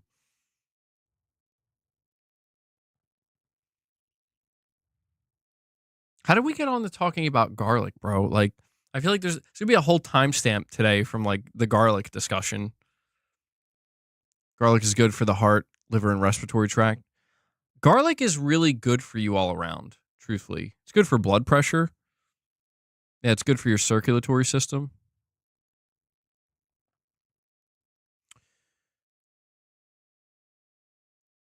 You guys ever traverse the ghetto? I grew up in the ghetto. When you walk into apartment building, 6 family, and somebody's always cooking all them onions and it just smells that way.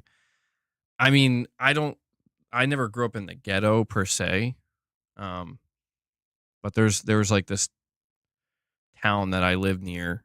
Where yeah, there's like this town that I live near that has like a really strong reputation for being like pretty bad, pretty bad. So I can't say I've had that experience. I mean, I've lived in a hood MBG. I've lived in a lot of apartments growing up, so I kind of do know what you're talking about. Like when you enter an apartment building and if somebody's cooking something really strong, it just like fills up the entire apartment building. I definitely know what that's like. MB gangsters.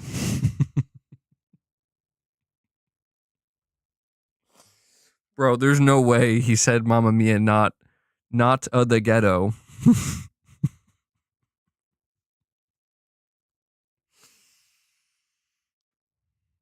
Never thought I'd hear the day MBG says ghetto.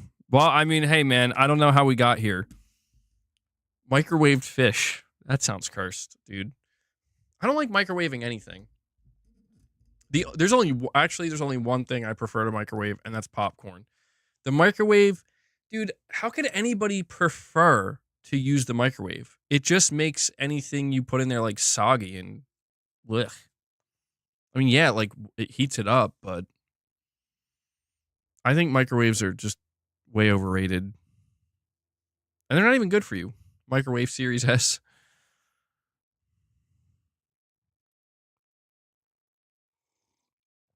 Oh, no, I don't. I used to eat them growing up, microwaved pizza rolls, but no, dude, I can't. Especially with stuff like that. Like, I still eat Hot Pockets sometimes. And I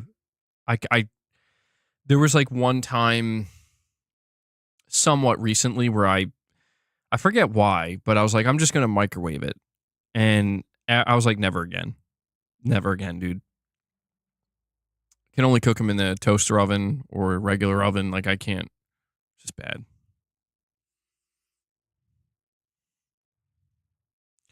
Anyway, about video games. What were we talking about? Looks up Hot Pockets. You don't know what Hot Pockets are, Hanzo?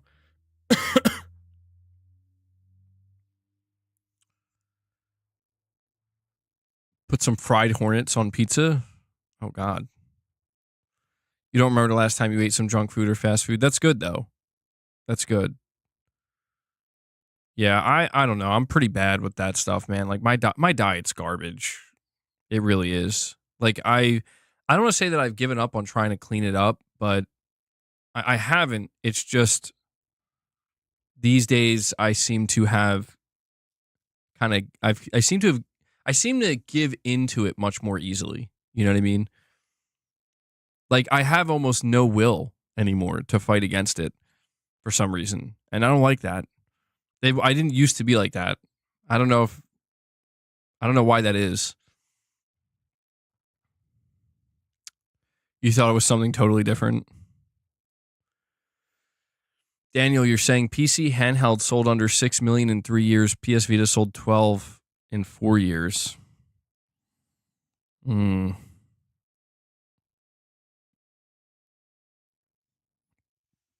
You air fry nowadays?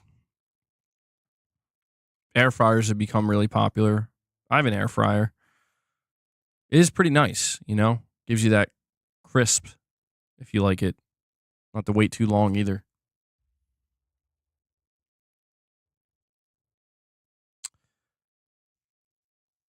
Let me see. It's a step above what most do. Nothing like fresh eggs from your own chickens every day when we're not on the boat.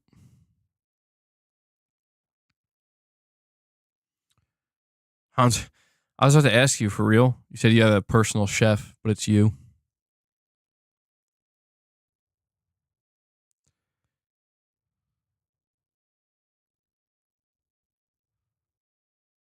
That's funny, Titus.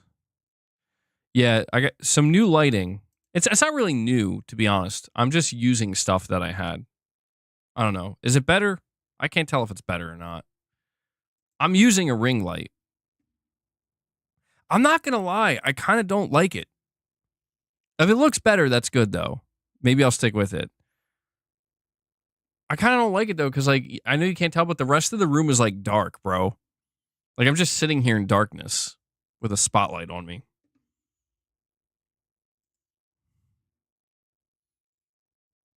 Here, I'll change the lighting for a minute, and you tell me what you think is better. So take a good look at it now.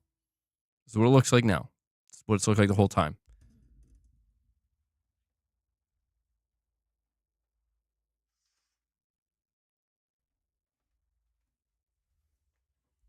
Oh, that's way worse. Oh God. All right, never mind. That didn't have the effect that I thought it was going to have. It feels so much brighter in here, but on screen it looks horrible. Now I look more Italian.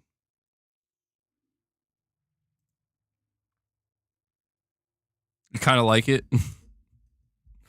Now it looks like too much.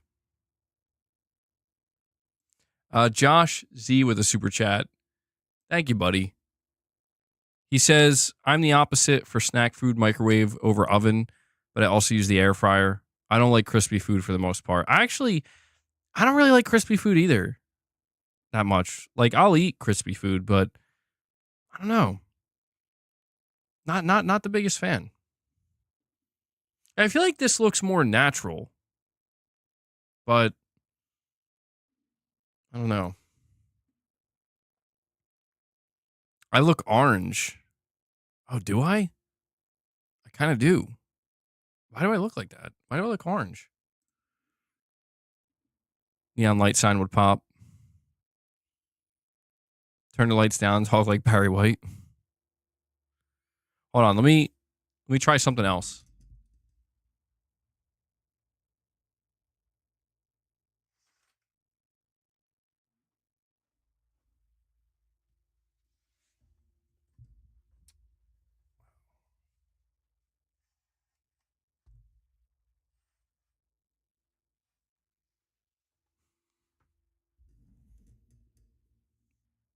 Why does it look so vastly different, dude? I guess it doesn't look that different. Now I just open up a different window. Natural lighting. Herman Hulst really was DEI. The lighting did look more refined earlier in the stream. Well, here, we can mess around with it a little bit more, right? Check this out.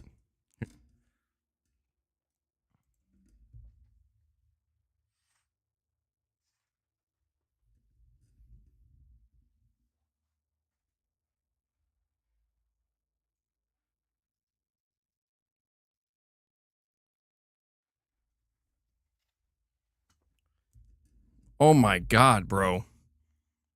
I turned the ring light up like all the way. That's like way too bright. Holy shit.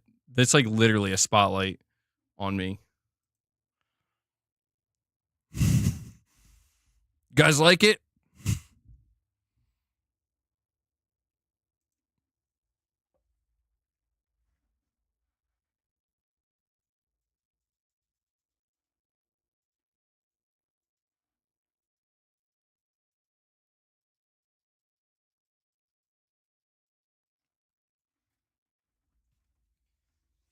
So I warmed it up.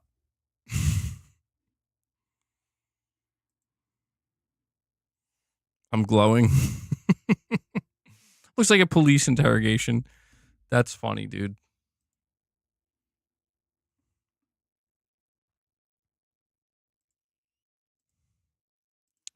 Uh-oh. Hold on. Now I look like I'm in a basement.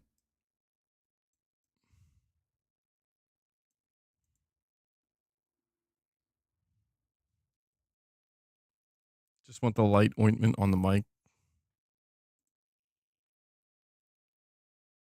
I can't tell if it looks better with the warm setting.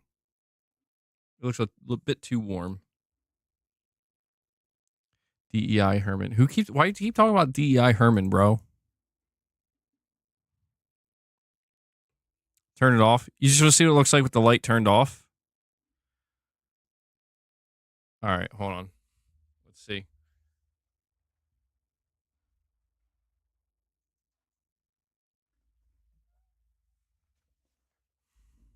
Oh, here we go. This feels great. Dark mode. Perfect. There ain't no way you guys are sitting here and be like, this is perfect. There ain't no way.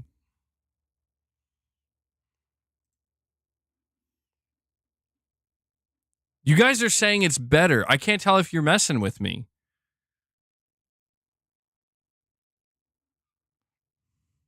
This is the best one? What? For real?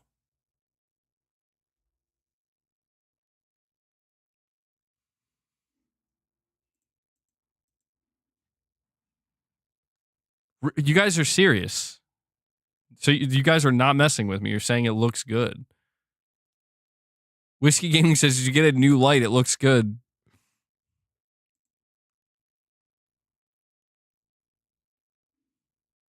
I feel like you guys are trolling me. I don't know. You're all saying it, though. Look at that PlayStation LED glow. you know, it does feel like it's a little bit easier to maybe like rant like this, you know, in this darkness. I'm in a dark place.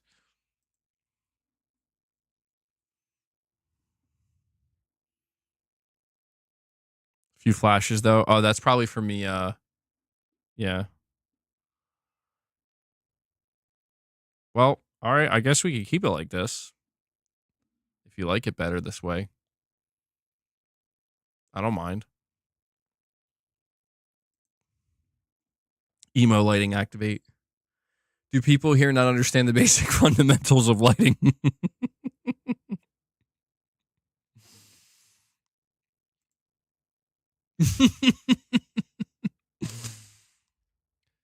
Hey, hey.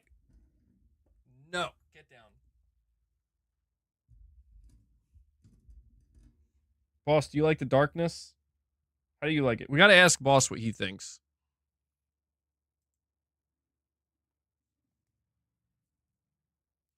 Put some lights on. This ain't no after hours stream. All right, hold on. I got one other thing I can try. All right, hold on.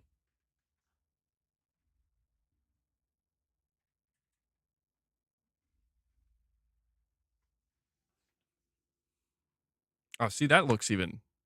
Now it looks like I'm in like a sunset.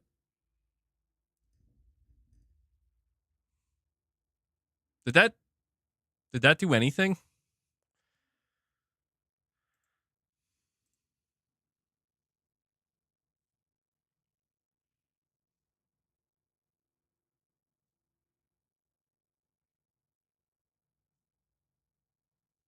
Hold on.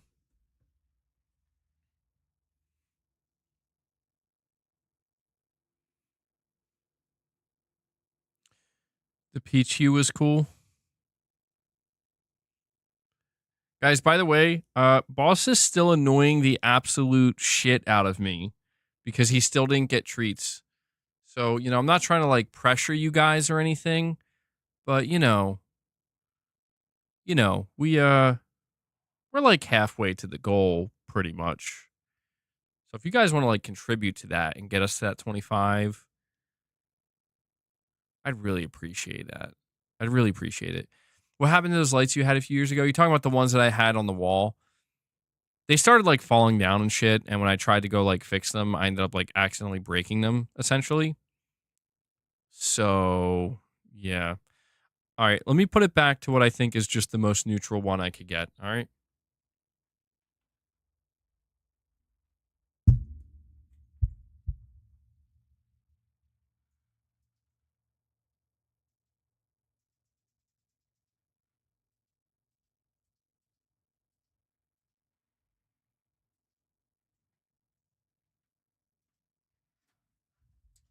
All right. I think that's what I could do. And John B comes in. He answers the call. John B answers the call. And he says, "We got you, man. I'm gonna drop that 5 bomb for you." And Boss and Corey the Legend Landiga out of nowhere dropping a 10 bomb. I think you guys just did it. Just like that. We did it. Boss, rejoice. I'll rejoice because now you won't bother me as much. He has been all over me though, dude. Seriously, let's feed the beast. How beastly he is. Boss, do you read me? It's time to feed the beast. Come on, man. It's time. Feast. Feast.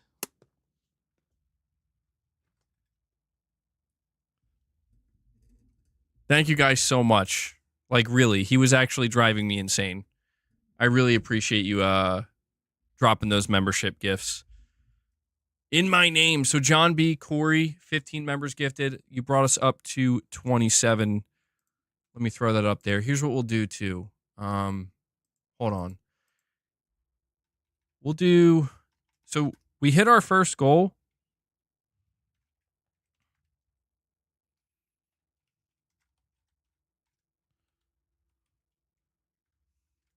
Why is this not working? So we hit our first goal. I'll put up a second goal. We'll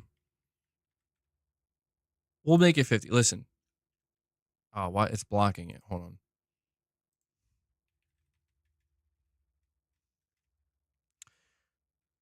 Demon Souls.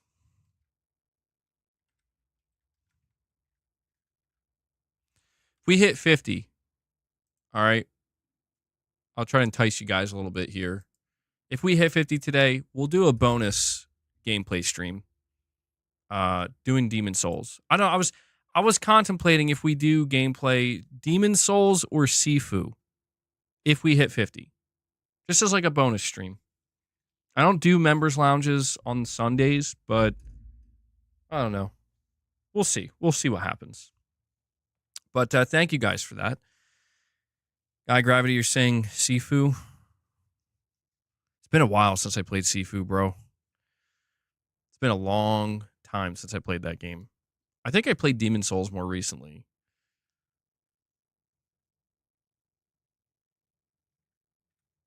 You took the advice from someone and you picked up RoboCop 2? Or just RoboCop on sale? Sekiro? Corey, don't do this to me, bro.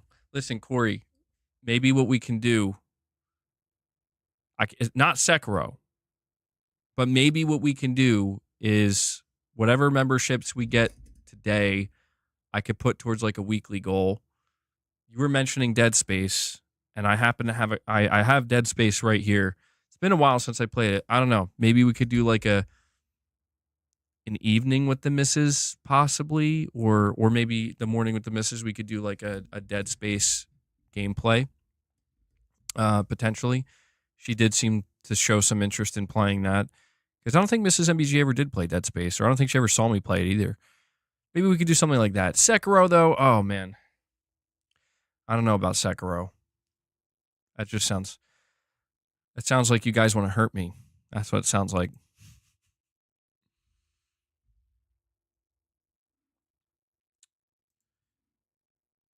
Evening, of course. Yeah, the evening would be better.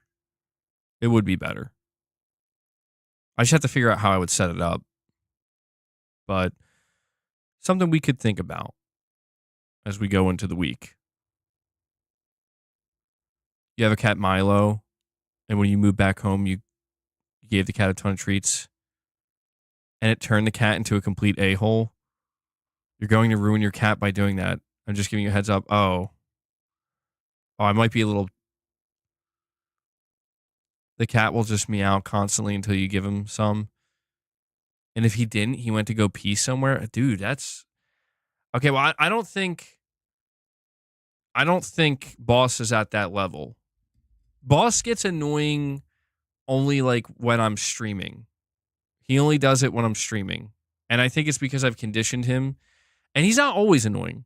Some days he's like, today he was extremely persistent, like more than usual.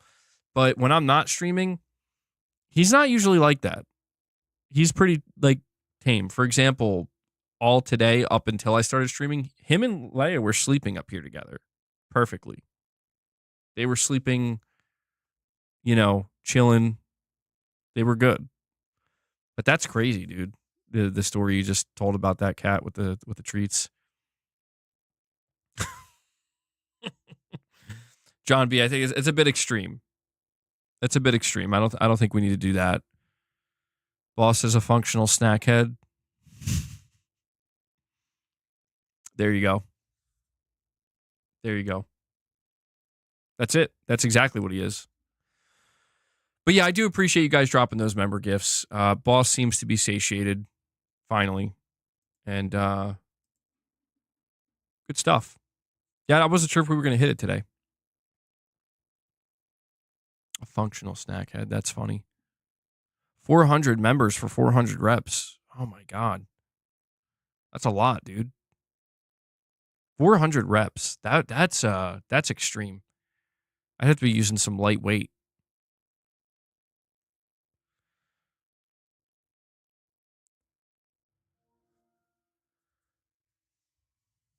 We have a Roadkill 8018 with a $10 super chat. He says, PlayStation rules, Xbox drools, and PC is nothing but a headache. Roadkill. Why are you trying to cause chaos, bro, with your super chat?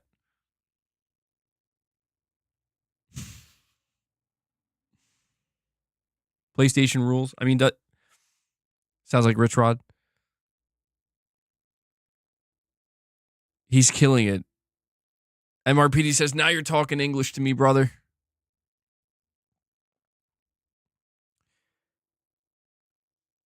I mean, I still every day, man, I see people going at each other's throats. You know, this is better than that. That's better than this. You're saying you love the chaos? No, I'm feeling excited for the Death Stranding 2 panel as well, man. I mean, in all seriousness, I do see people and I encounter them who are like, what does Sony got coming? You know, what first party games or what exclusives or whatever. Like Microsoft's feeding you guys. I'm like, yeah, Microsoft's feeding us. True, but like, I don't know, man. I don't like that people just pretend like Death Stranding doesn't matter. I don't like that. I'm not saying you need to be excited for it, but I'm just saying we can't pretend it doesn't matter. Because like I feel the same as you, MRPD. I'm excited for it. I'm looking forward to the panel, and I think Death Stranding 2 is going to be a highlight of the year, man. I do, and I feel like there's just people that are just like, man, Death Stranding sucks, and I'm like, but it doesn't though. It's actually really good. We're gonna get so much in-depth info from Kojima. Did I go over some of the new info that the PlayStation website put out? Yeah, we did cover that earlier. Yeah, the open world, combat, NPC. I think, I mean, I'm kind of curious to see what other guest celebrities or whatever, he's going to have, right? Because you know there's going to be some random ass people in this game that you just don't expect. You think Herman Holst is going to be in it again? He was in Death Stranding 1, if I'm not mistaken. Death Stranding 1 is one of the most underappreciated, misunderstood games that will stand the test of time. I agree. Yeah, that's what I'm saying, man. Like, Death Stranding 2, some of the things that were shown in that trailer, like I've watched that trailer so many times and I put that footage in so many of my videos. But the thing that always gets me is when it transitions to showing the gameplay segments and like what's going on in the environment and the world. I'm like, dude, this looks kind of nuts. Like none of that type of stuff was going on in the first game. Saying Death Stranding 1's combat wasn't very good. Would be curious how they improve on the combat in Death Stranding 2. That's one of the things that the new information that was on the PlayStation website, one of the things they did say is that you are going to have the ability to choose how you handle encounters, which I guess is not completely new. You kind of had that choice in the first game as well, and in like previous games like Metal Gear. But there does seem to be a greater emphasis this time around on combat and kind of action-oriented gameplay. So I do imagine, because this was one of the main criticisms of the first game by a lot of people, they probably put a lot of dev time into really figuring out how they can flesh out the combat, make it feel more rewarding, more satisfying. This is my hope anyway. But yeah, man, I'm very excited for this panel. I mean, there are a lot of games coming out, dude. It's weird because I have Monster Hunter coming, and I was kind of like mapping out, like, what else do I want to play after Monster Hunter? And I'm basically trying to convince myself that I'm going to finish up Monster Hunter in time for, like, I think Kazan the First Berserker is the only other game right now that might get in the way. But considering I'm probably not going to be playing Monster Hunter until later this week, it's safe to say that by the end of March, I'm going to be neck deep in Monster Hunter. Like I'm going to be fully immersed in that game. Truthfully, looking into April, I mean, let me hold on. Well, I don't have it up in front of me, but April, I didn't realize this, April 25th, Days Gone Remastered. April 25th, if you get the premium edition of Forza Horizon. Bro, what? You see what I'm saying? Do you see what, like, I want to play both of those games. Why does it have to be like this? Why does it have to be like that, bro?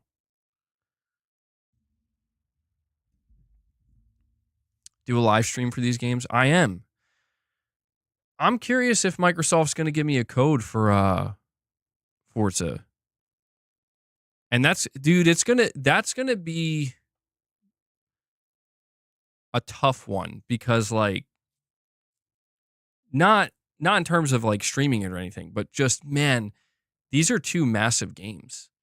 Like, I want to play both. Yeah, the no physical version for Forza is a bummer, but I don't know how I'm going to balance playing them because, dude, they're both coming at the end of April.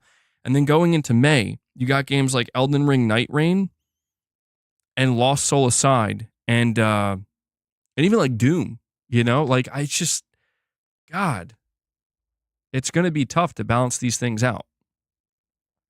But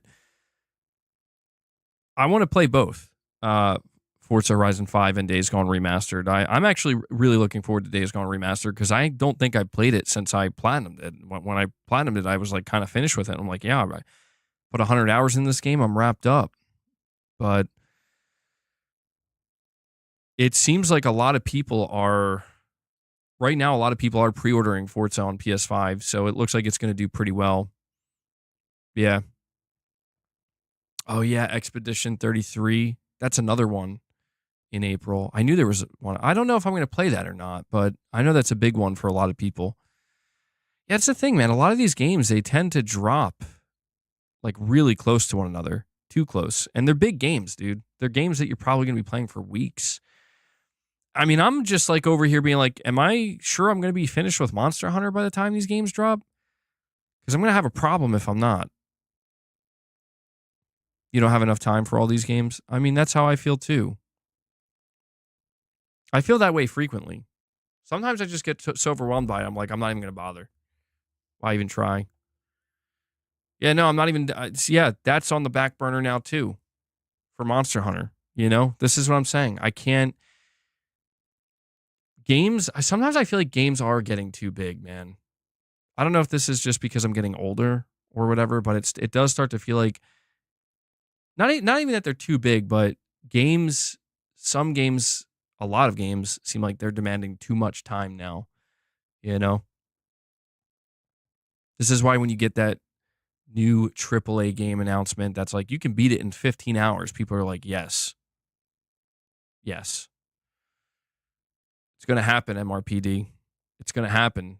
This is why. This is why I get like paralyzed where I'm like, maybe I just shouldn't even bother. I just shouldn't even bother. But yeah, March feels kind of like a prelude in a way. What games are you guys planning on buying and playing in March? Was Twisted Metal supposed to be live service? Yeah, it was. I gotta fix something real quick. Just realized.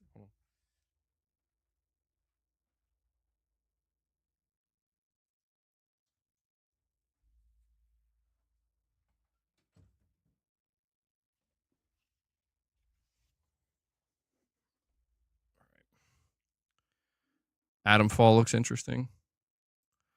God of War remasters would be fun. Well, the whole thing with the God of War remasters, you know, we were talking about that being an announcement that occurs. And I didn't even consider that where it's like, well, if I'm still in the middle of Monster Hunter Wilds and then Sony announces these God of War remasters and then they just drop. Like, I mean, that's the thing. Are they going to be like shadow dropped? you know? Or is it going to be more along the lines of we're going to announce it and they're going to be out like next month or in May? Because it's like, I kind of hope not, right? Like, what am I going to find out? That, oh, there's going to be a God of War collection that drops 3 days before Days Gone remastered and Forza? I don't need that. So I'm assuming if they're going to announce it, they'll be ready to go, like, this month. That's my assumption. But yeah, for the person who asked, Twisted Metal was being developed as a live service, and it just wasn't working out. It wasn't working out. You're saying Twisted Metal would not have worked well as a live service? I think it could have worked, but I could see how if it I think Twisted Metal would have had to have borrowed from too many other live service games and like live service trends that you think about coming out with a new Twisted Metal game, you're going to be speaking to an audience that has supported PlayStation probably for a long time, like throughout the years. You're talking to the Twisted Metal fan base. These are fans that have been around for a long time. I don't think they're going to be excited for a live service game like that. Not in the way that they would if it was just a more traditional Twisted Metal.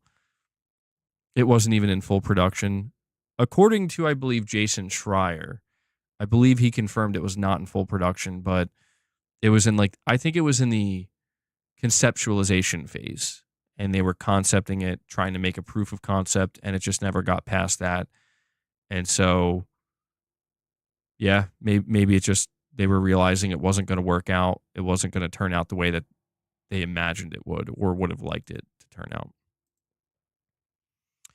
No, I haven't tried Kingdom Come Deliverance 2. I don't think that's a game I'm going to play. It seems like everything I've heard of it, it could be a Game of the Year contender. People seem to really, really like it. I've heard nothing but good things about it, but it's not a game for me though.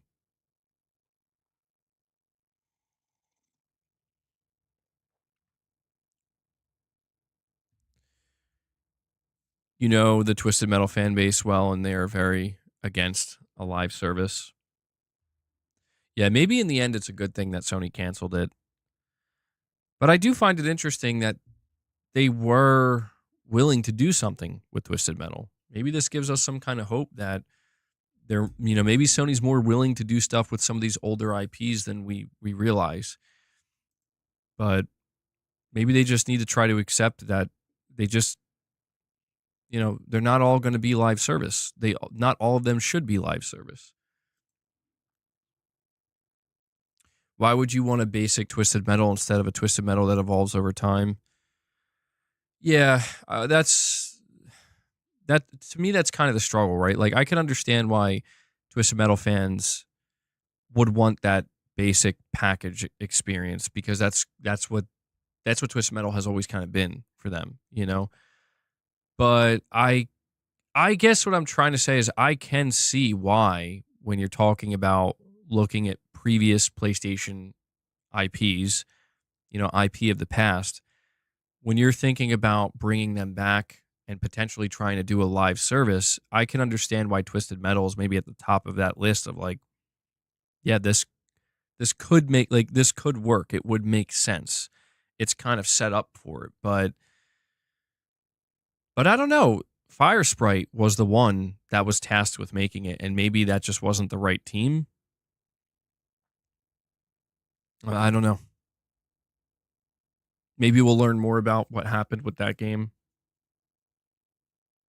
Like I said, though, we did hear that Twisted Metal was originally in development at Lucid Games, the development team that made Destruction All Stars, and apparently Sony was not happy with the way it turned out, and they decided to give it to Fire Sprite.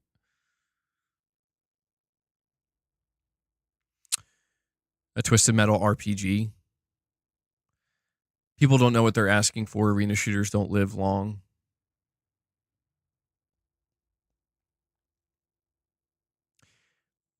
I mean, when you think about a twist. When you think about any live service game, the problem with it is you have to imagine that there's going to be an audience, a big enough audience that's going to be attached to this one game for years to come. And if you can't imagine that, then it's probably not worth it. It's probably not going to work out. I just hate the fact that regular multiplayer isn't allowed to exist anymore.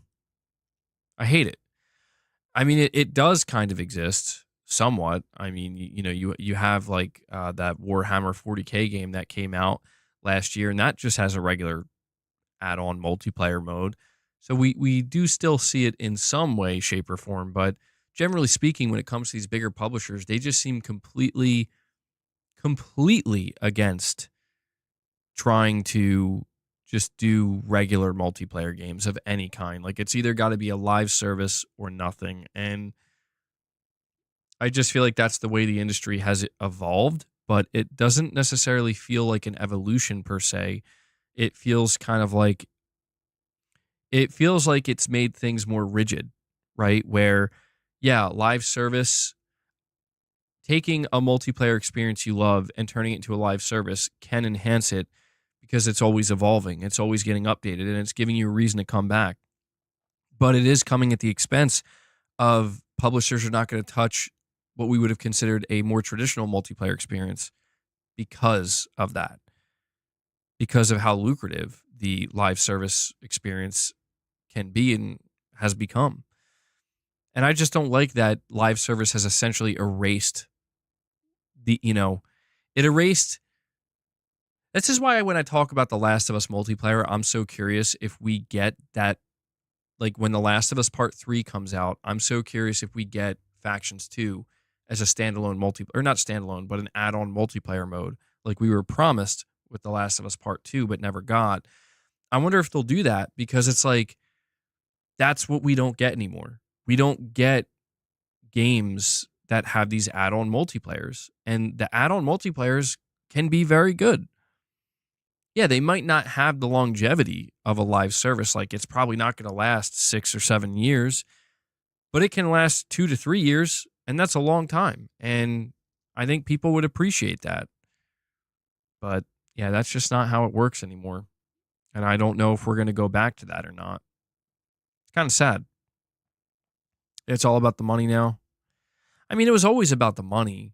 I just feel like we used to get those multiplayer add-ons to sweeten the deal.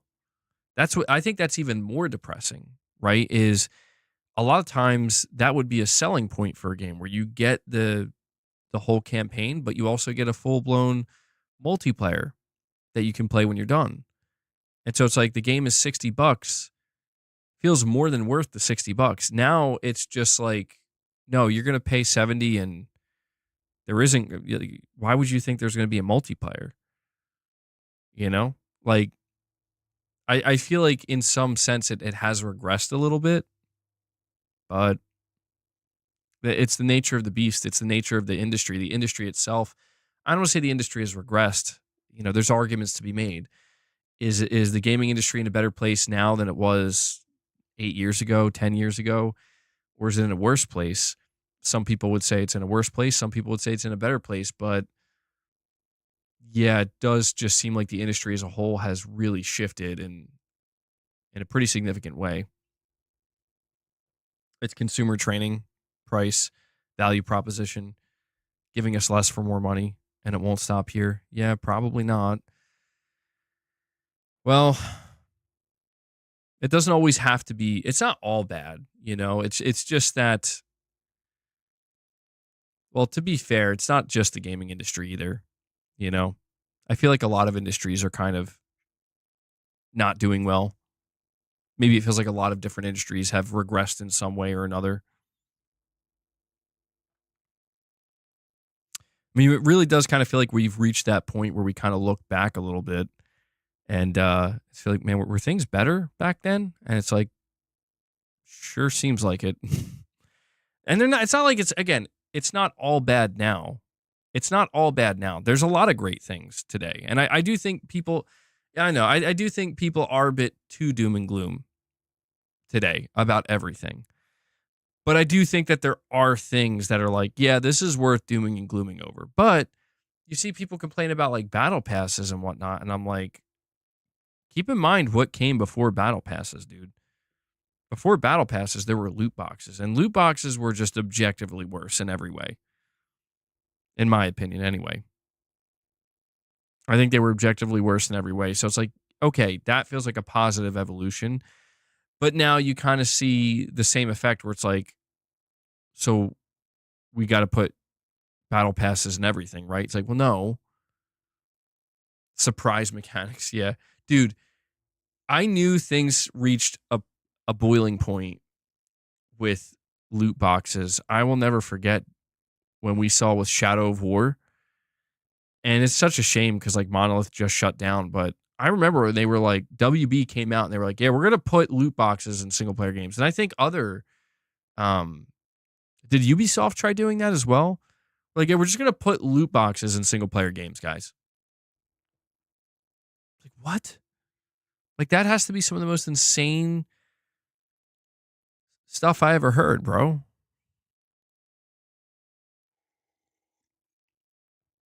Fortnite Battle Pass.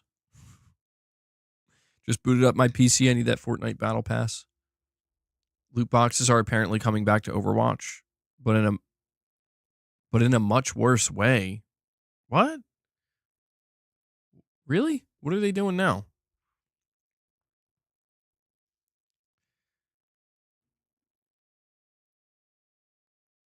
Slim, you're saying, I mean, I'd much rather get a free experience that constantly gets updated than paying for a multiplayer experience than have to pay for more updates.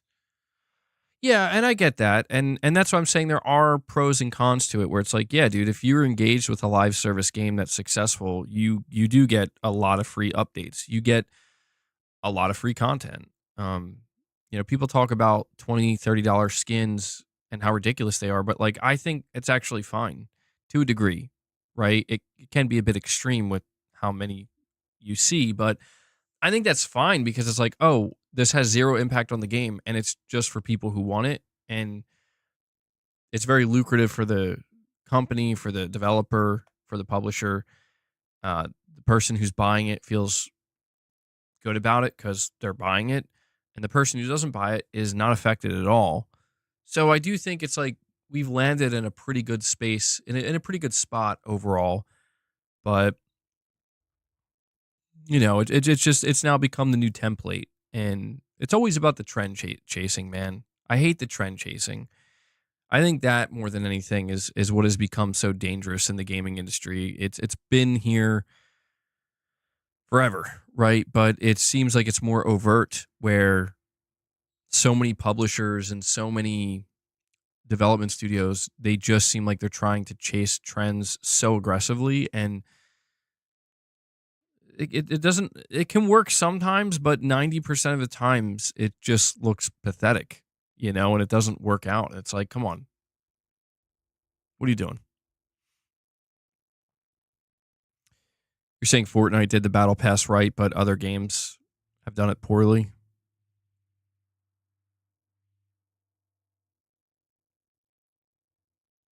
Well, I still like multiplayer games. I do. I love single player games. I love multiplayer games. And I don't really mind this dynamic that we see where it's like it's either a single player experience or it's a live service experience. What I do mind about that ultimately is that there can be there is no happy medium, happy middle ground. There's no compromise allowed apparently. I hope that changes because I think it needs to. Because I think there are just many publishers that need to realize you're not going to have a successful live service. You're like you Ubisoft can have Rainbow Six Siege, Sony can have Helldivers 2, EA can have their sports games, um, Microsoft can have like Call of Duty and so on and so forth. But it's just like, going forward, when you make new multiplayer experiences, you need to kind of anticipate they're just not going to be massively successful live service black hole games, you know? And I think if we could just get to that point, we could reach that middle ground that I'm talking about where Yeah, like, again, this is why I hope Naughty Dog is the one to do it. Like, Naughty Dog comes out at the beginning of the PlayStation 6 generation, Last of Us Part 3, and you also get Factions 2. Oh, is Factions 2 a standalone game? No, it's an add-on multiplayer. Oh, is it a live service? No, but it'll get some updates for, you know, a year or two. Get some new content, some new updates, but it's not like a 10 like we're not making this a 10-year live service. I would love to see a studio like Naughty Dog do that and be successful with it because it would show, it would be kind of like Sony leading the way again where it's like, "Oh, so you can do this." Like, yeah, you could always do this. You just got too caught up in the live service bubble thinking that it can only be one way. People only have so much money and time. There's only so many players in the space.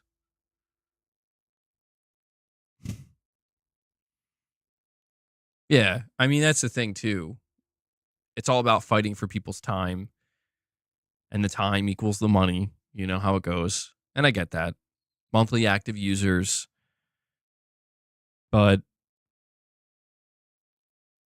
I think if there's a singular lesson that Sony maybe should walk away learning here, uh, it should be after The Last of Us multiplayer getting canceled, after Concord coming out. I think the lesson, especially from The Last of Us, should be, right now, if you just if you didn't let Naughty Dog make this into a live service and you didn't encourage them to, but you just told them, we just want you to release Factions 2, there would still be players right now playing The Last of Us Part 2 Factions on PS5 with The Last of Us Part 2 remastered. And they would have some microtransactions and people would be buying them. And they would, like, I guess I'm just trying to say is, like, they would be making money off that right now. It wouldn't be boatloads of money like, Fortnite or whatever, but something is better than nothing, right? That's how I feel. So I hope that that's the lesson they learned. That wasn't necessarily a topic I had prepared for today, but it's always interesting to kind of evaluate the industry and what's going on in the live service landscape and the multiplayer landscape. All right. Where are we at? Okay, so we're at 2 hours and 42 minutes. Maybe we could try to push the stream to 3 hours. I don't want to force it though. What else can we talk about? What other topics? Any topics you guys want to discuss before we wrap up today's stream?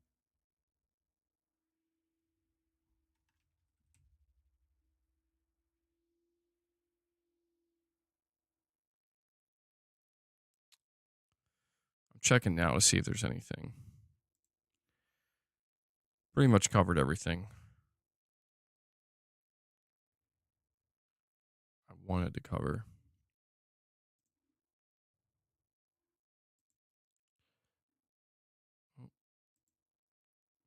Let's talk about your love life. I think I'm going to pass on that MRPD.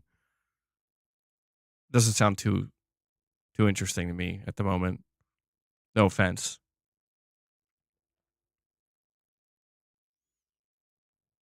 Every type of game can be good, but it needs to be good.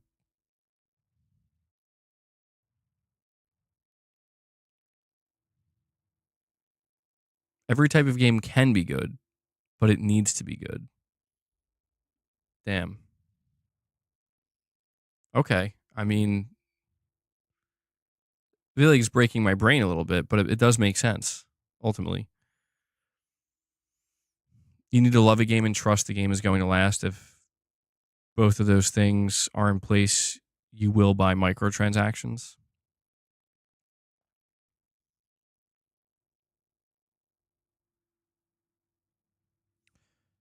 But do people want that? Regular multiplayer hasn't been successful in years. I mean, you might be right. You could be right about that. Maybe people don't actually want regular multiplayer in the way that I'm talking about it. Well, I guess I can't help but think, like, how many games really blow up to become some of the most played live service games these days.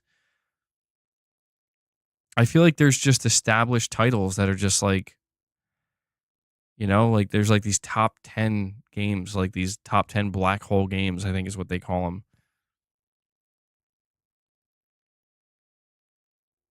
Look at Doom. That should have a multiplayer, right?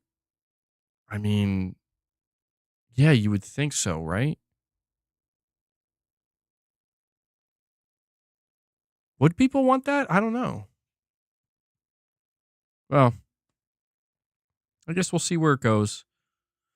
We'll see where it ends up being taken. But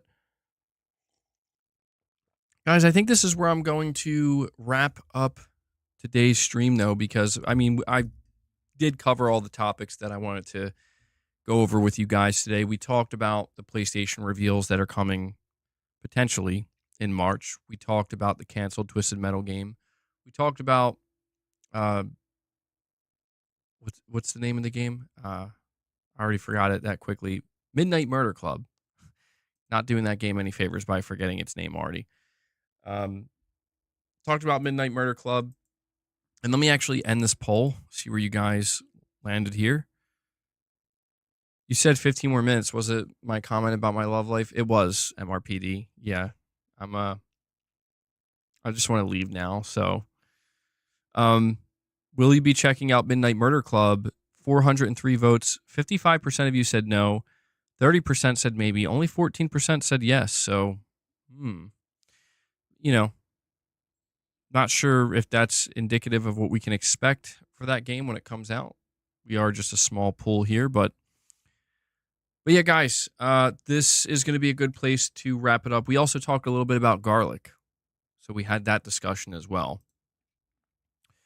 But yeah, thank you guys for all of your support. Appreciate you hanging out with me today. Also, again, want to thank those of you who can't catch the streams live but watch them later on after the fact. I do appreciate that support as well.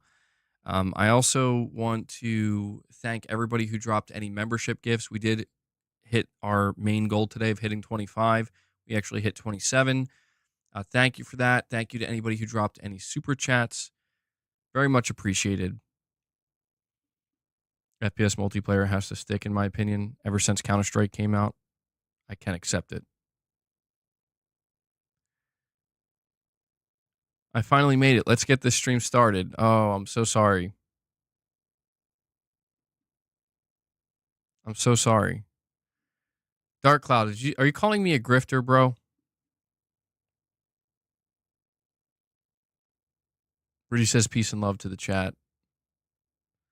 When is my Wilds copy supposed to ship? It still didn't ship. So I don't know. Like I might have to contact them and see what's going on. If it doesn't ship by tomorrow, we're gonna have a problem. Yeah, if it doesn't ship by tomorrow, we're definitely gonna have a problem. The price I pay for sticking with physical games, yeah. But yeah, thank you guys again. I also want to give a shout out before I wrap it up to Devil Shooter. He does the timestamps on the streams. If you guys see him in the comments, show him some love, give him some thanks. I know he'll really appreciate that. But all right, that does it, guys. Please enjoy the rest of your day. Yes, it's beast mode. Yeah. I think that may have been my big mistake. I ain't never going to see it, am I? All right, guys. Yeah, enjoy the rest of your day, rest of your evening. I will catch you again very soon. So, all right. Yeah, try to keep it peaceful in the chat. I know. All right, I'll catch you guys in the next one. Till then, take care, everyone.